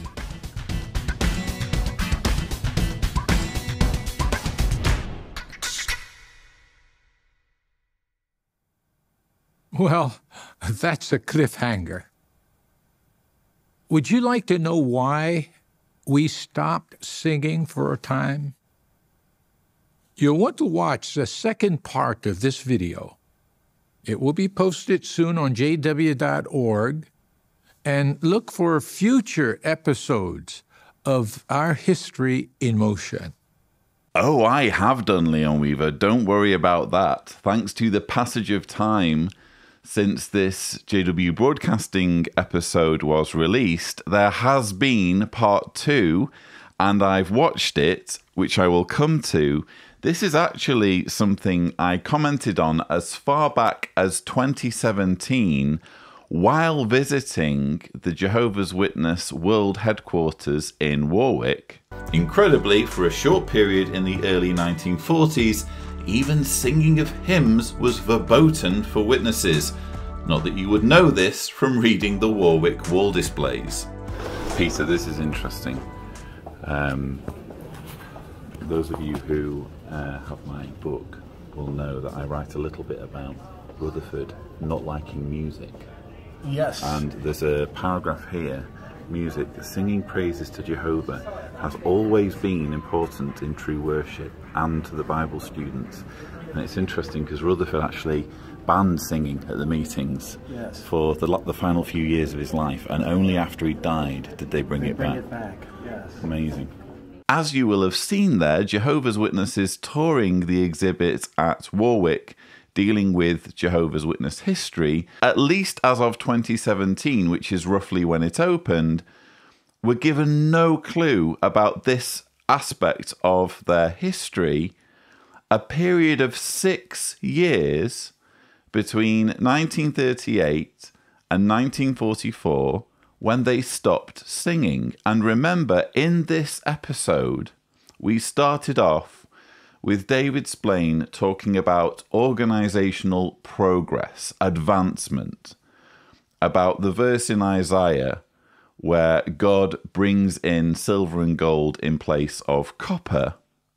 Well, how do you explain that in the context of flip-flops? We had a flip-flop with the elders. We start off with elders, we ditch the elders, and then we go back to having elders. Same thing happened with music, with singing at congregation meetings. In 1938, Joseph Franklin Rutherford decided, for whatever reason, that he didn't like it, and therefore all Jehovah's Witnesses needed to stop singing. In fact, we can show you a 1938 watchtower, or a quote from it. A few words like the above pronounced at the beginning of the study would be far more beneficial than to occupy the same time in singing songs which often express much that is out of harmony with the truth of and concerning God's kingdom. So this was the, I think, May 1st, 1938 watchtower. The faithful slave Joseph Franklin Rutherford and his associates decide that the songs that Jehovah's Witnesses are singing often include things that are out of harmony with the truth, and so they scrap the whole thing. Guess what changed? Guess what changed so that singing was brought back in 1944? Well, the only thing I can think of is that Joseph Franklin Rutherford died. He died in 1942, and 2 years after his death, the new administration, Nathan Knorr and Fred Franz pretty much, brought singing back. That, for me, can surely be the only reason why this happened. And when you refer to the Divine Purpose book, this is the forerunner to the Proclaimer's history book from the 1990s. This was published in 1959, and it very briefly alludes to singing being discarded or abandoned and then brought back. On page 215, it says, the United Announcers Theocratic Assembly, August 9 to 13th, 1944, was held in Buffalo, New York, and provisions were made to tie in 16 other cities in the United States, as well as 2 in Canada, the first there since the ban. In addition to the stirring and instructive talks, several new publications were released, outstanding among them being the Watchtower edition of the American Standard Version Bible. Other releases included the book The Kingdom is at Hand, and a question booklet to accompany it, and a new songbook called Kingdom Service Songbook. this red-covered songbook was received with genuine enthusiasm by the brothers, especially when it was announced that the book would be used at the weekly service meetings, because for some time prior to this, congregational singing had been dispensed with. Now the brothers were happy to be able to sing again. No explanation is given in the material as to why singing was dispensed with, or what the decision-making process was for bringing it back, but they do at least mention it. They do at least mention this aspect of the history. Again, it was absent from my recollection in the exhibit when I was walking around Warwick. You won't really find much mention of it in some of the more recent rewritings of Watchtower history. But it seems the organization has now realized, we can't cover over everything. We can't keep everything secret. It's better if we at least allude to certain embarrassing episodes in our history, even if we won't dignify our audience by explaining why these things happened. So you saw Leon Weaver referring to the cliffhanger at the end of part 1 of this new video series. Here is the relevant part of part 2. For the most part, we stopped singing at congregation meetings in the late 30s. For how long? Publications in the archive reveal that it was from 1938 to 1944. And though brothers and sisters did sing at conventions, they really missed singing together at congregation meetings. When did we start again? Welcome to 1944. You're at the United Announcers Theocratic Assembly in Buffalo, New York, USA. The clock above the arena floor reads 4:30 in the afternoon. Brother F.W. Franz steps up to give a talk called Song of Kingdom Service. He says, "It is proper and pleasing to God for his earthly servants to lift their voices in literal song." As he's speaking, Brother Nathan Knorr steps forward and hands him a red booklet. Then Brother Franz announces the release of the Kingdom Service Songbook. He explains that this book will be used for singing at congregation meetings. That's it. That's how they cover this episode in Watchtower history.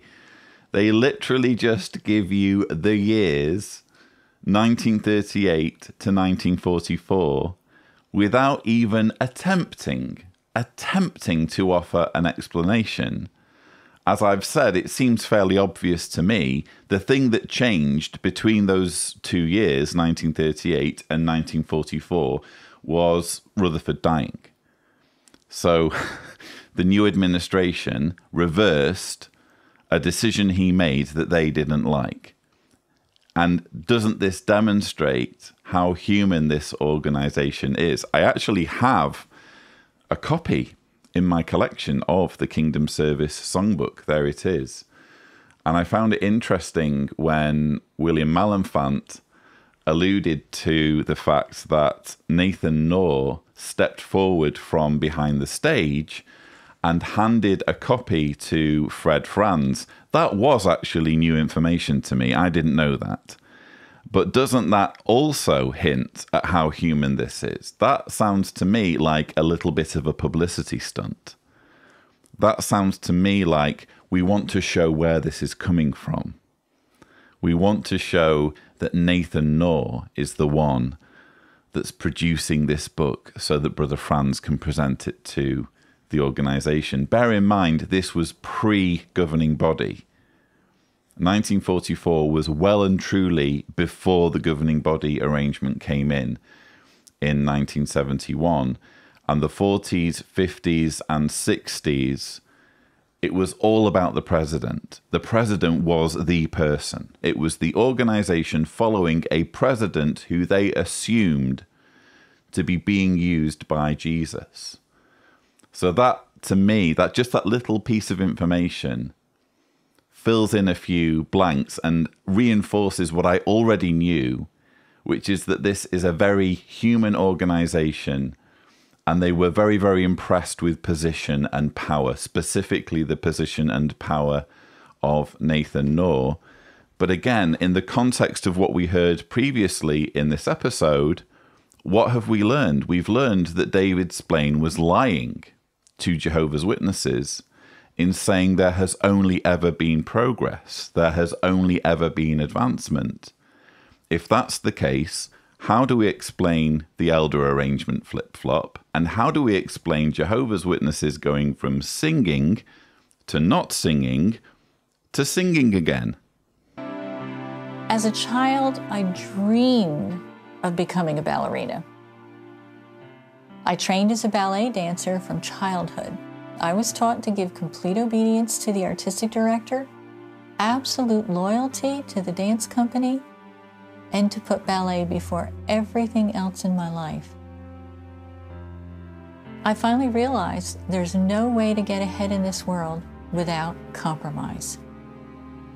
It just can't be done. Such a life is empty and unsatisfying.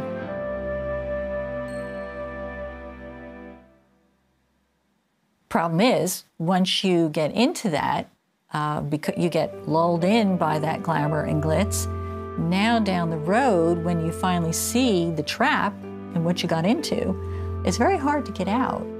And I always tell young people, it doesn't matter how good everything seems, it doesn't matter how great, there's always a string attached, always. And then one day, you're gonna wake up and it's a rope. And you can't cut a rope that easily, meaning you can't get out of the situation once Satan has you trapped in it. And it happens without you even realizing it.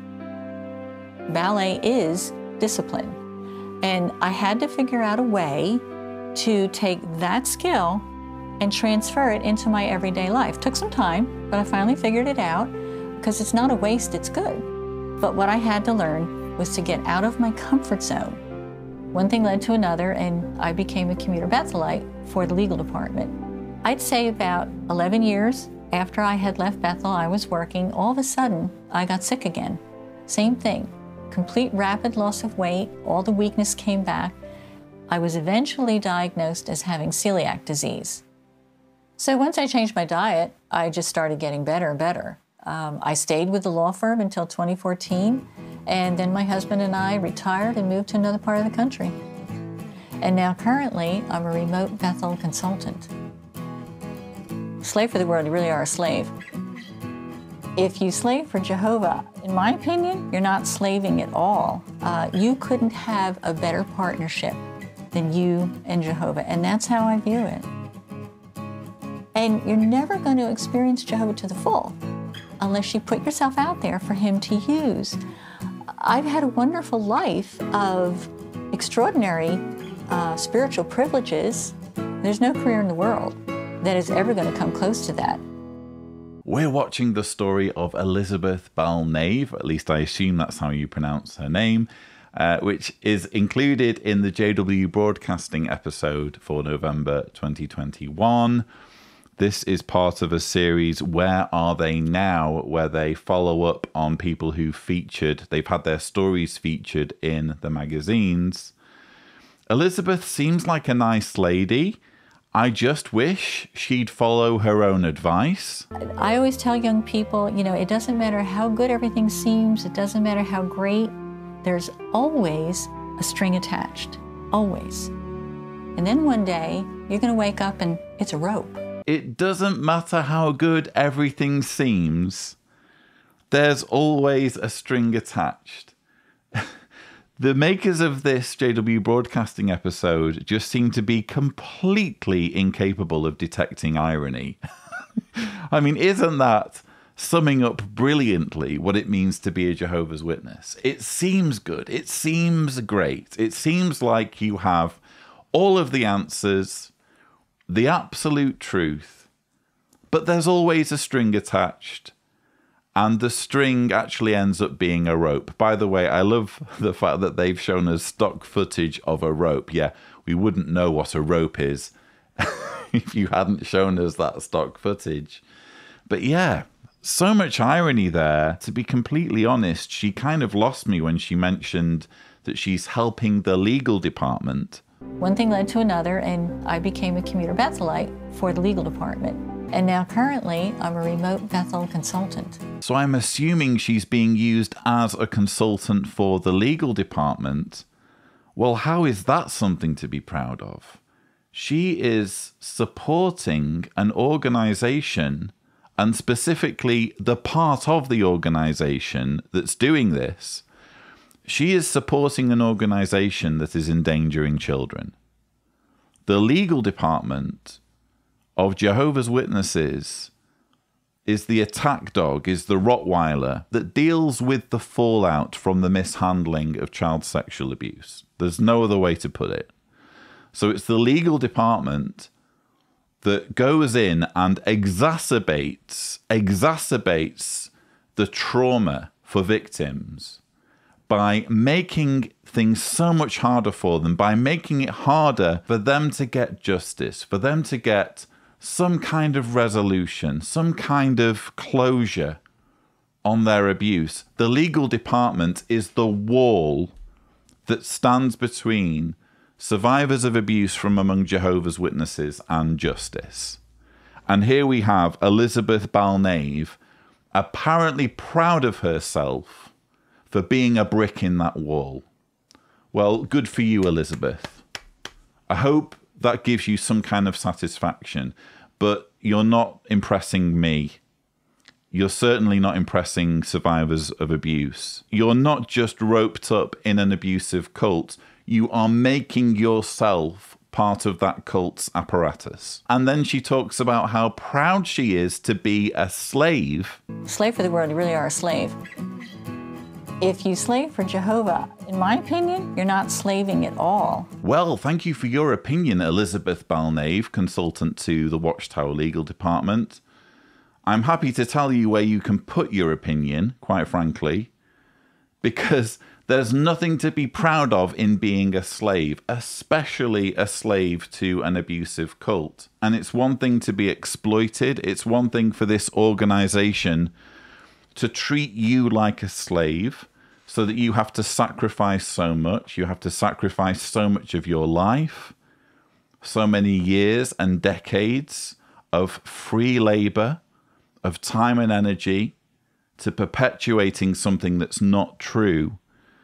But to go one step further and promote this for young people, as you're doing, is frankly reprehensible. And if you do ever manage to free yourself from the ropes of this organization, then I'm sorry to say, given your involvement in the legal department, given your involvement in the industrial scale cover-up of child abuse, you'll have some explaining to do.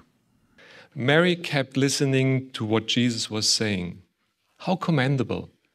She set the right priorities and is a good example for us. Martha, her sister, however, received loving correction from Jesus, as our printed comment puts it. Now let us today put ourselves in the shoes of Martha for a moment. She showed great interest in supporting Jesus by providing him a base during his ministry in the difficult area of Judea. Now, this time, Mary and Martha were probably working together to prepare things for Jesus. But after Jesus arrived, Mary stopped helping, as our text indicates. How did Martha feel about it? Now, she had to care for everything herself. Can we imagine the tension rising within Martha's heart? The stress level is increased, and her dear sister sits and listens to Jesus. So she asked Jesus to correct Mary, to order her back to work. But to her surprise, she, Martha, received counsel from Jesus. How would we feel in such a situation? We are doing something well-intentioned, and yet instead of commendation, we receive counsel. Maybe our eyes fill with tears. We feel the pain on our chest. We might think we can't breathe anymore. And did Martha think for a moment, replying to Jesus, saying, "This is not fair. I am doing everything to support you, and now this. From now on, I am listening too, and I'm curious to find out who prepares the meals for you." Of course, we don't know what Martha thought and said. But what we do know, as our printed comment puts it, she took to heart Jesus' loving correction. What can help us to overcome such a painful moment and progress? The term often used in this connection is resilience. People who are resilient are able to recover easily and quickly from unpleasant and damaging events. It is like the ability of this piece of metal to tolerate pressure and get back to its original form. Governing body helper Gaius Glockentin is here making a cameo in the November 2021 JW broadcasting episode. This is a previously recorded morning worship talk that Gaius is giving based on the account, it seems, from Luke 10, 39 and 40. Let's read it, shall we? Actually, let's start from verse 38. Now, as they went on their way, he entered into a certain village. Here a woman named Martha received him as a guest in her house. She also had a sister called Mary, who sat down at the feet of the Lord and kept listening to what he was saying. Martha, on the other hand, was distracted with attending to many duties. So she came to him and said, "Lord, does it not matter to you that my sister has left me alone to attend to things? Tell her to come and help me." In answer, the Lord said to her, "Martha, Martha, you are anxious and disturbed about many things. A few things, though, are needed, or just one. For her part, Mary chose the good portion, and it will not be taken away from her." I feel as though this can be added to my own personal list, at least, of occasions when Jesus just didn't have a good attitude. I mean, how is this the way you handle that situation? You have this woman who's showing you hospitality, who's preparing things for you. It's not a restaurant. She's not being paid to do this. She's volunteering her time. She cares about you and your comfort. And she's putting herself out there to help you. And for whatever reason, things have broken down with her sister. Her sister abandons her to come and listen to you talk. And your solution to her request for help, when things aren't working out, when she's really struggling, is to counsel her, is to make it her problem. I mean, in this situation, frankly, the thing to do would be to say, "Oh, you need help, no problem, I'm happy to help you." What was so bad about Jesus helping out if Martha was really struggling? And yes, I know many Christians will say, well, the message here, Lloyd, is that Jesus' words were more important. The spiritual food was more important than the physical food. Well, why was this a time-sensitive issue? Why were Jesus' words so crucial that they had to be listened to at that precise moment and not when they were done eating? That would be my question. It just seems to me that this is not a good example to point to of Jesus resolving problems. It was a poor decision. It was poor problem solving by Jesus as far as I'm concerned. But this verse is being invoked by Gaius Glockentin to counsel Jehovah's Witnesses on the need to be resilient. The term often used in this connection is resilience. People who are resilient are able to recover easily and quickly from unpleasant and damaging events. Is it just me, or is this advice horrendously oversimplistic? If you're a Jehovah's Witness and you've been through or are going through an unpleasant and damaging event, let's say you're an abuse survivor, for example, in the religion, So you're going through an unpleasant and damaging event in your life, whatever that event is, and the solution is for you to be more resilient.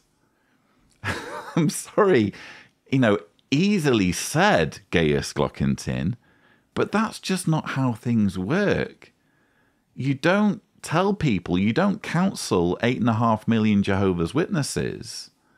When it comes to the issue of dealing with problems, of struggling with life or with damaging events, you don't give them as a solution, oh, just be more resilient. Because what you're doing then is you're making it their problem. It's no longer about resolving an issue and taking positive action to address an issue or to stop something that's damaging. You're making it all about the individual and their lack of resilience based purely on the fact that they are struggling. Let us please open to Proverbs chapter 28. The question we are asking ourselves in a difficult moment is, do I truly understand and accept the reality of my situation?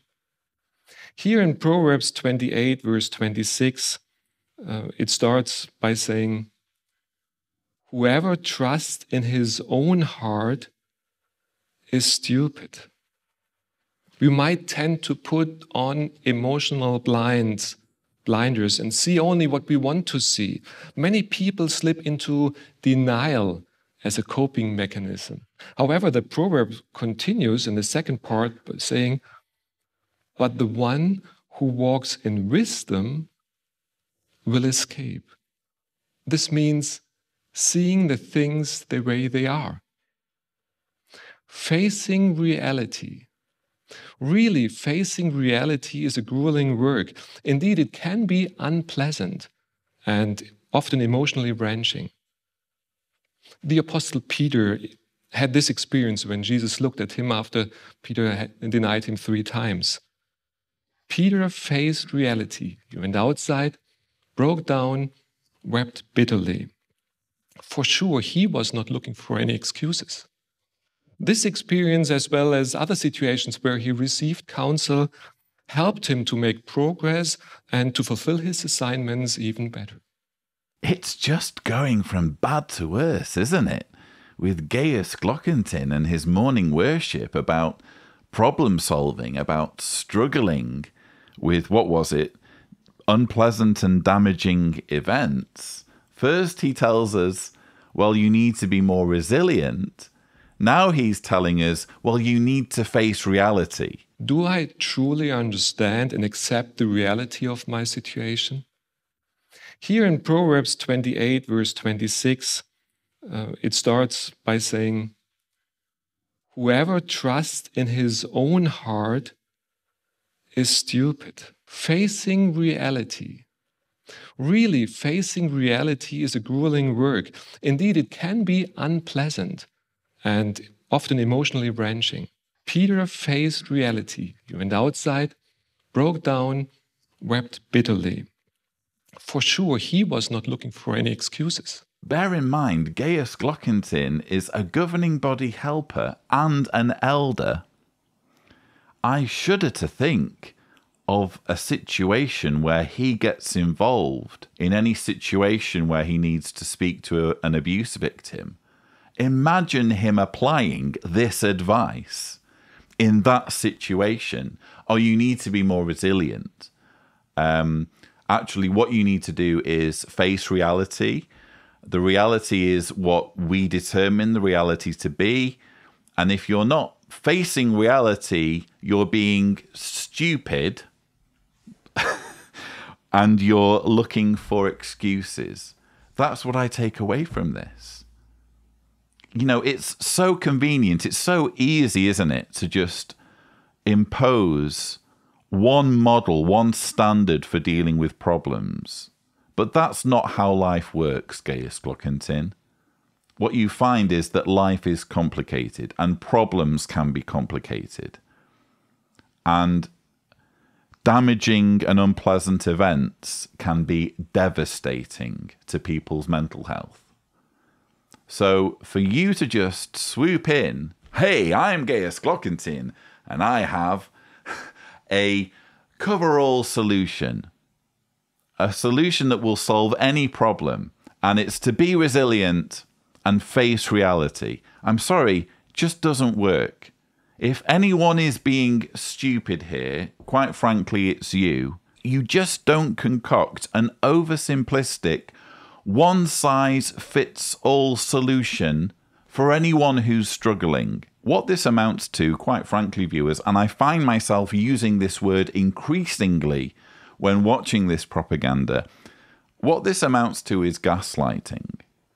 Because Gaius Glockentin is saying this in the context of receiving counsel. All of this is about how you react to counsel when you're going through an unpleasant and damaging event. And he's suggesting that whatever counsel is received from any elder, that should be considered the reality. And if you see things differently, if the counsel you're given doesn't make sense to you because it's wrong, well, that's because you're not living in reality. I mean, that's quintessential gaslighting, isn't it? I have the reality, you don't. You're all confused and upset because, quite frankly, you're just not living in reality. Listen to what I have to say, and you'll stop being crazy, and you'll start to embrace reality a little bit more. That seems to me to be his message.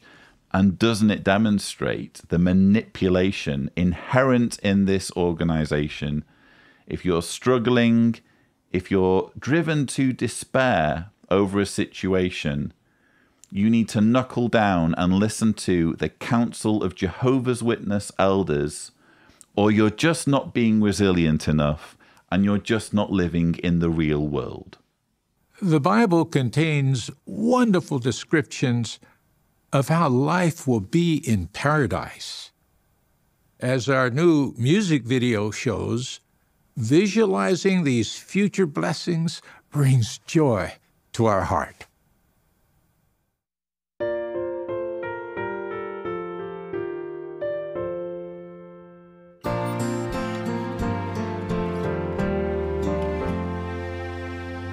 I close my eyes and I can see a world of peace, love, and harmony.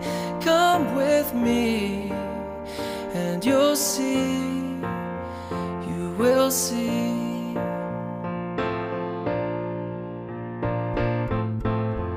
It's not a dream, as I'm sure you know. These things God promised so long ago, a guarantee, sure to be, you will see.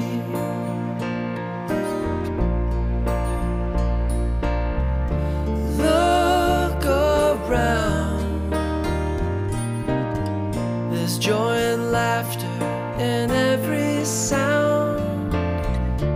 Look and see, this is the way our God meant it to be. And those who fell asleep along the way, they live again, we see them every day. Come with me and you'll see, you will see.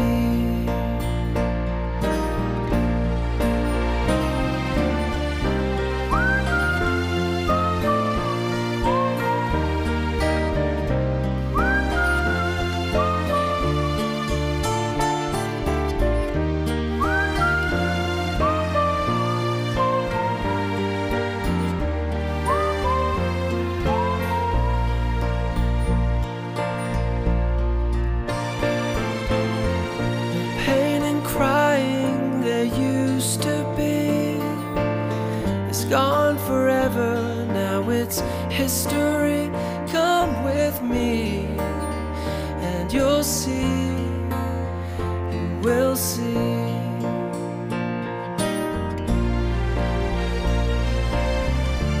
Look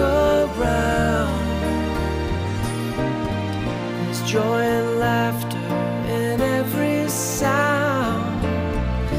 Look and see, this is the way our God meant it to be. Jehovah's word is enough for me. With eyes of faith, it's reality as we see what's in store. You can be sure until the moon is no more. When you close your eyes and come with me to God's world of peace and harmony, come with me and you'll see, you will see.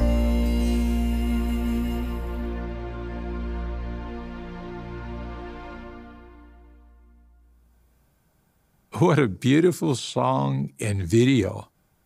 Oh, thank you, Leon Weaver. Yes, I was thrilled to be in this video, albeit I wasn't invited, but it was nice to make another cameo in paradise. How I found myself in paradise, viewers, or how I will find myself in paradise, is a total mystery. But while I'm there, I may as well do a bit of painting. I do like painting. And try and find out surreptitiously if anyone else finds the whole thing messed up and wants out. Anyway, as regards the original music video, if you ask me, what we've seen is a chilling insight into the wish thinking that is required of Jehovah's Witnesses. The whole paradise resurrection teaching is seriously messed up. We just had new light, or we're having new light, at the 2021 annual meeting, which I've done rebuttals to. This whole idea of basically everyone who's ever lived, with only a few exceptions, being brought back to life in a paradise earth, no matter what they've done in the past. The only way that you don't get resurrected is if you're an apostate, essentially. Is if you speak against the organization or work against the organization in some way, or true Christianity. The worst of mankind will be brought back. And in this instance, they're playing on the emotions of Jehovah's Witnesses by depicting a woman welcoming back, I assume, her dead mother. And you can imagine how I feel watching this. As someone who looked forward to this, this was my fantasy of welcoming back my dead mother in the future paradise. And they're using that hope that I held on to for so many years as fodder for a propaganda music video. It's really disturbing to see people's loss and grief being exploited in this way, because make no mistake, that's a big reason to stay a Jehovah's Witness. Even if things don't make sense to you, even if you're harboring doubts, if you feel like the possibility of welcoming back a loved one is on the line, you'll overlook a lot. You'll overlook a lot of doubts that you're harboring. If you feel like this is your one and only shot of either cheating death yourself or welcoming back someone that you've lost. So it's really chilling that the organization doesn't just teach this in their publications that constantly need to be revised as they come up with new ideas about what this resurrection will be and how it will work. It's one thing to teach it in the publications, but to depict it in music videos in this cheap and corny way is really something else. You also had there the scene where, and perhaps Tibor can overlay the video, you have the blind lady studying the Bible. I assume it's the Bible.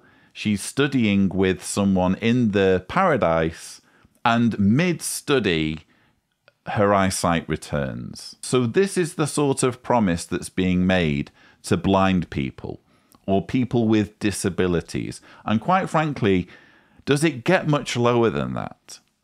Does it get much lower than to say to a blind person, follow our organization, accept our authority over your life, allow us to micromanage your life for you, and maybe we'll make you see again? You know, does it get much lower? And it's being celebrated here. That element of Jehovah's Witness theology, of the blind seeing again in the paradise, in the future, a claim that can never be realized, a check that can never be cashed. Just this carrot on a stick that's just constantly being dangled, and no one will ever get to see the fulfillment of it. They can put this in a music video, but they can never ever fulfill this dream. And it's so, so sick of them to lead people with disabilities on in this way. A couple of kind of lighter points on this music video. I found it hilarious that the new scrolls already have a logo. I mean, if Tibor can show, you see this lady reading a book with a logo on the front of it, on the front cover, that seems to show scrolls.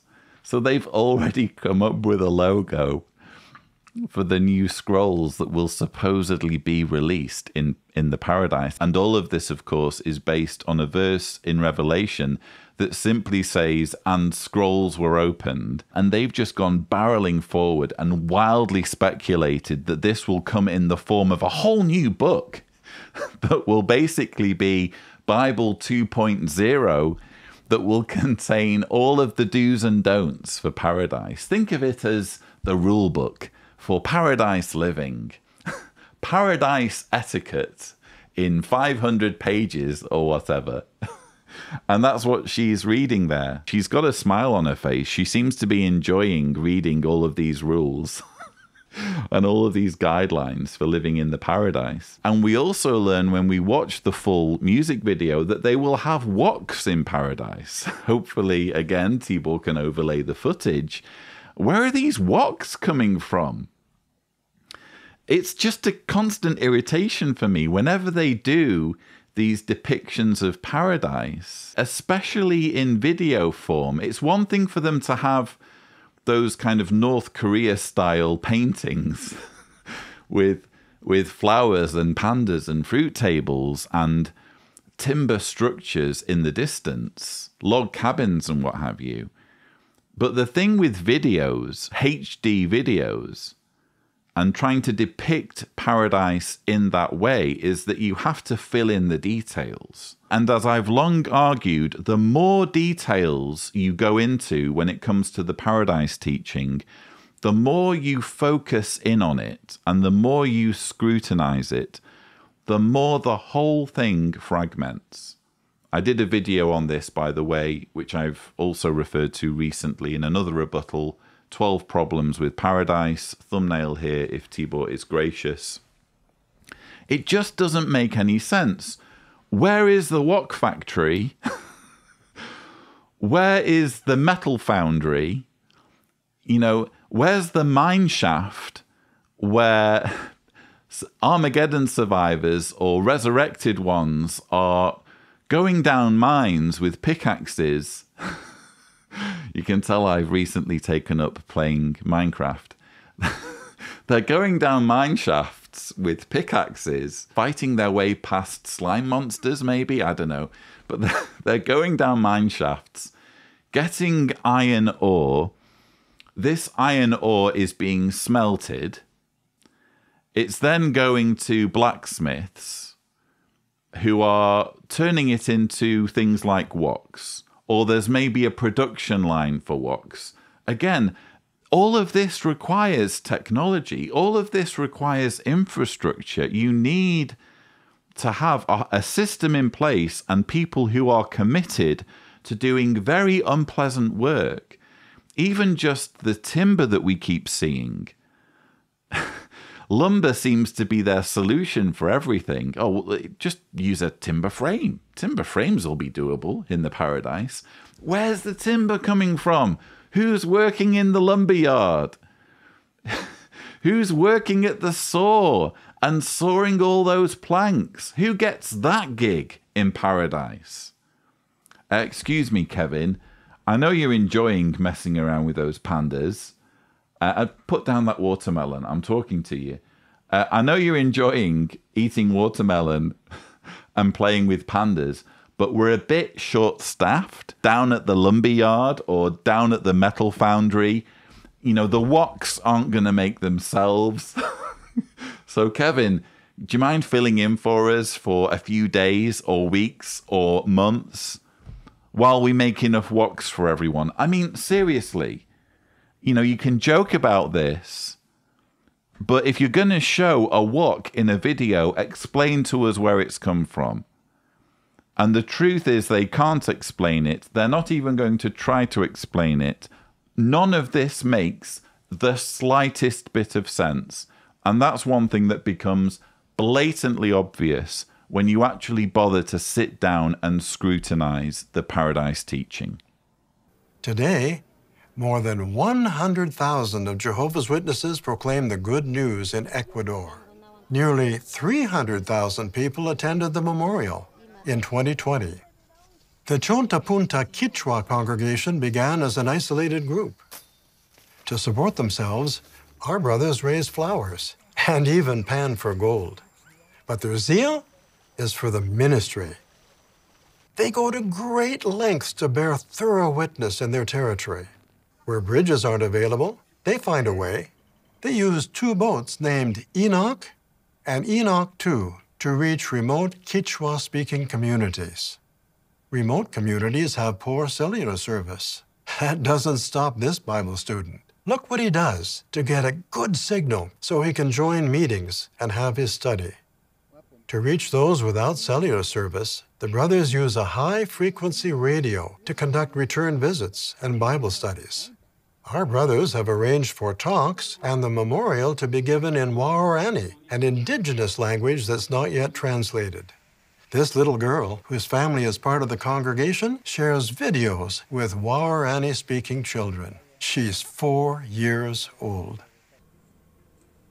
Our dear brothers and sisters from the Chonta Punta Quichua congregation in Ecuador send their love and greetings to the worldwide brotherhood. Leon, my friend, I want to thank you so very much for helping out with this program. I really appreciated the help. And together, we send all of you our warm Christian love. From the world headquarters of Jehovah's Witnesses, this is JW Broadcasting. Well, thank goodness that's over. Thus concludes the November 2021 JW Broadcasting episode. It's ending as cheesily and artificially and cornily as it began, with David Splane atop his throne and his helper Leon Weaver beneath him. That's apparently good optics for the organization.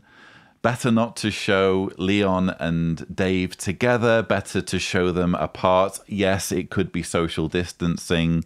But again, why can't David Splane just host it by himself? If he's such a good speaker, why not introduce all of the little segments? He's actually introduced this final segment, which is the postcard from Ecuador. And yeah, for me, it just, again, highlights how unbalanced this organization is with how much is expected of people who get involved, who are interested. You need to be willing to climb a tree to get signal. You need to be willing to wade across rivers with all sorts of life in there that could hurt you. I don't know whether there are crocodiles in Ecuador, but it's certainly, you know, extreme, isn't it? To be wading across rivers like that just to do preaching or just to get to the Kingdom Hall.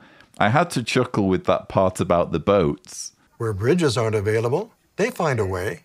They use 2 boats named Enoch and Enoch 2 to reach remote Quechua-speaking communities. Enoch and Enoch 2. That suggests to me that they were so impressed with the first name that when they got a second boat, they were like, what should we call it? We've got 2 boats now.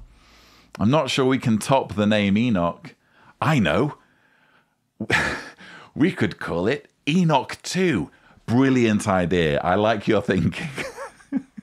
I can only assume that was the decision-making process there.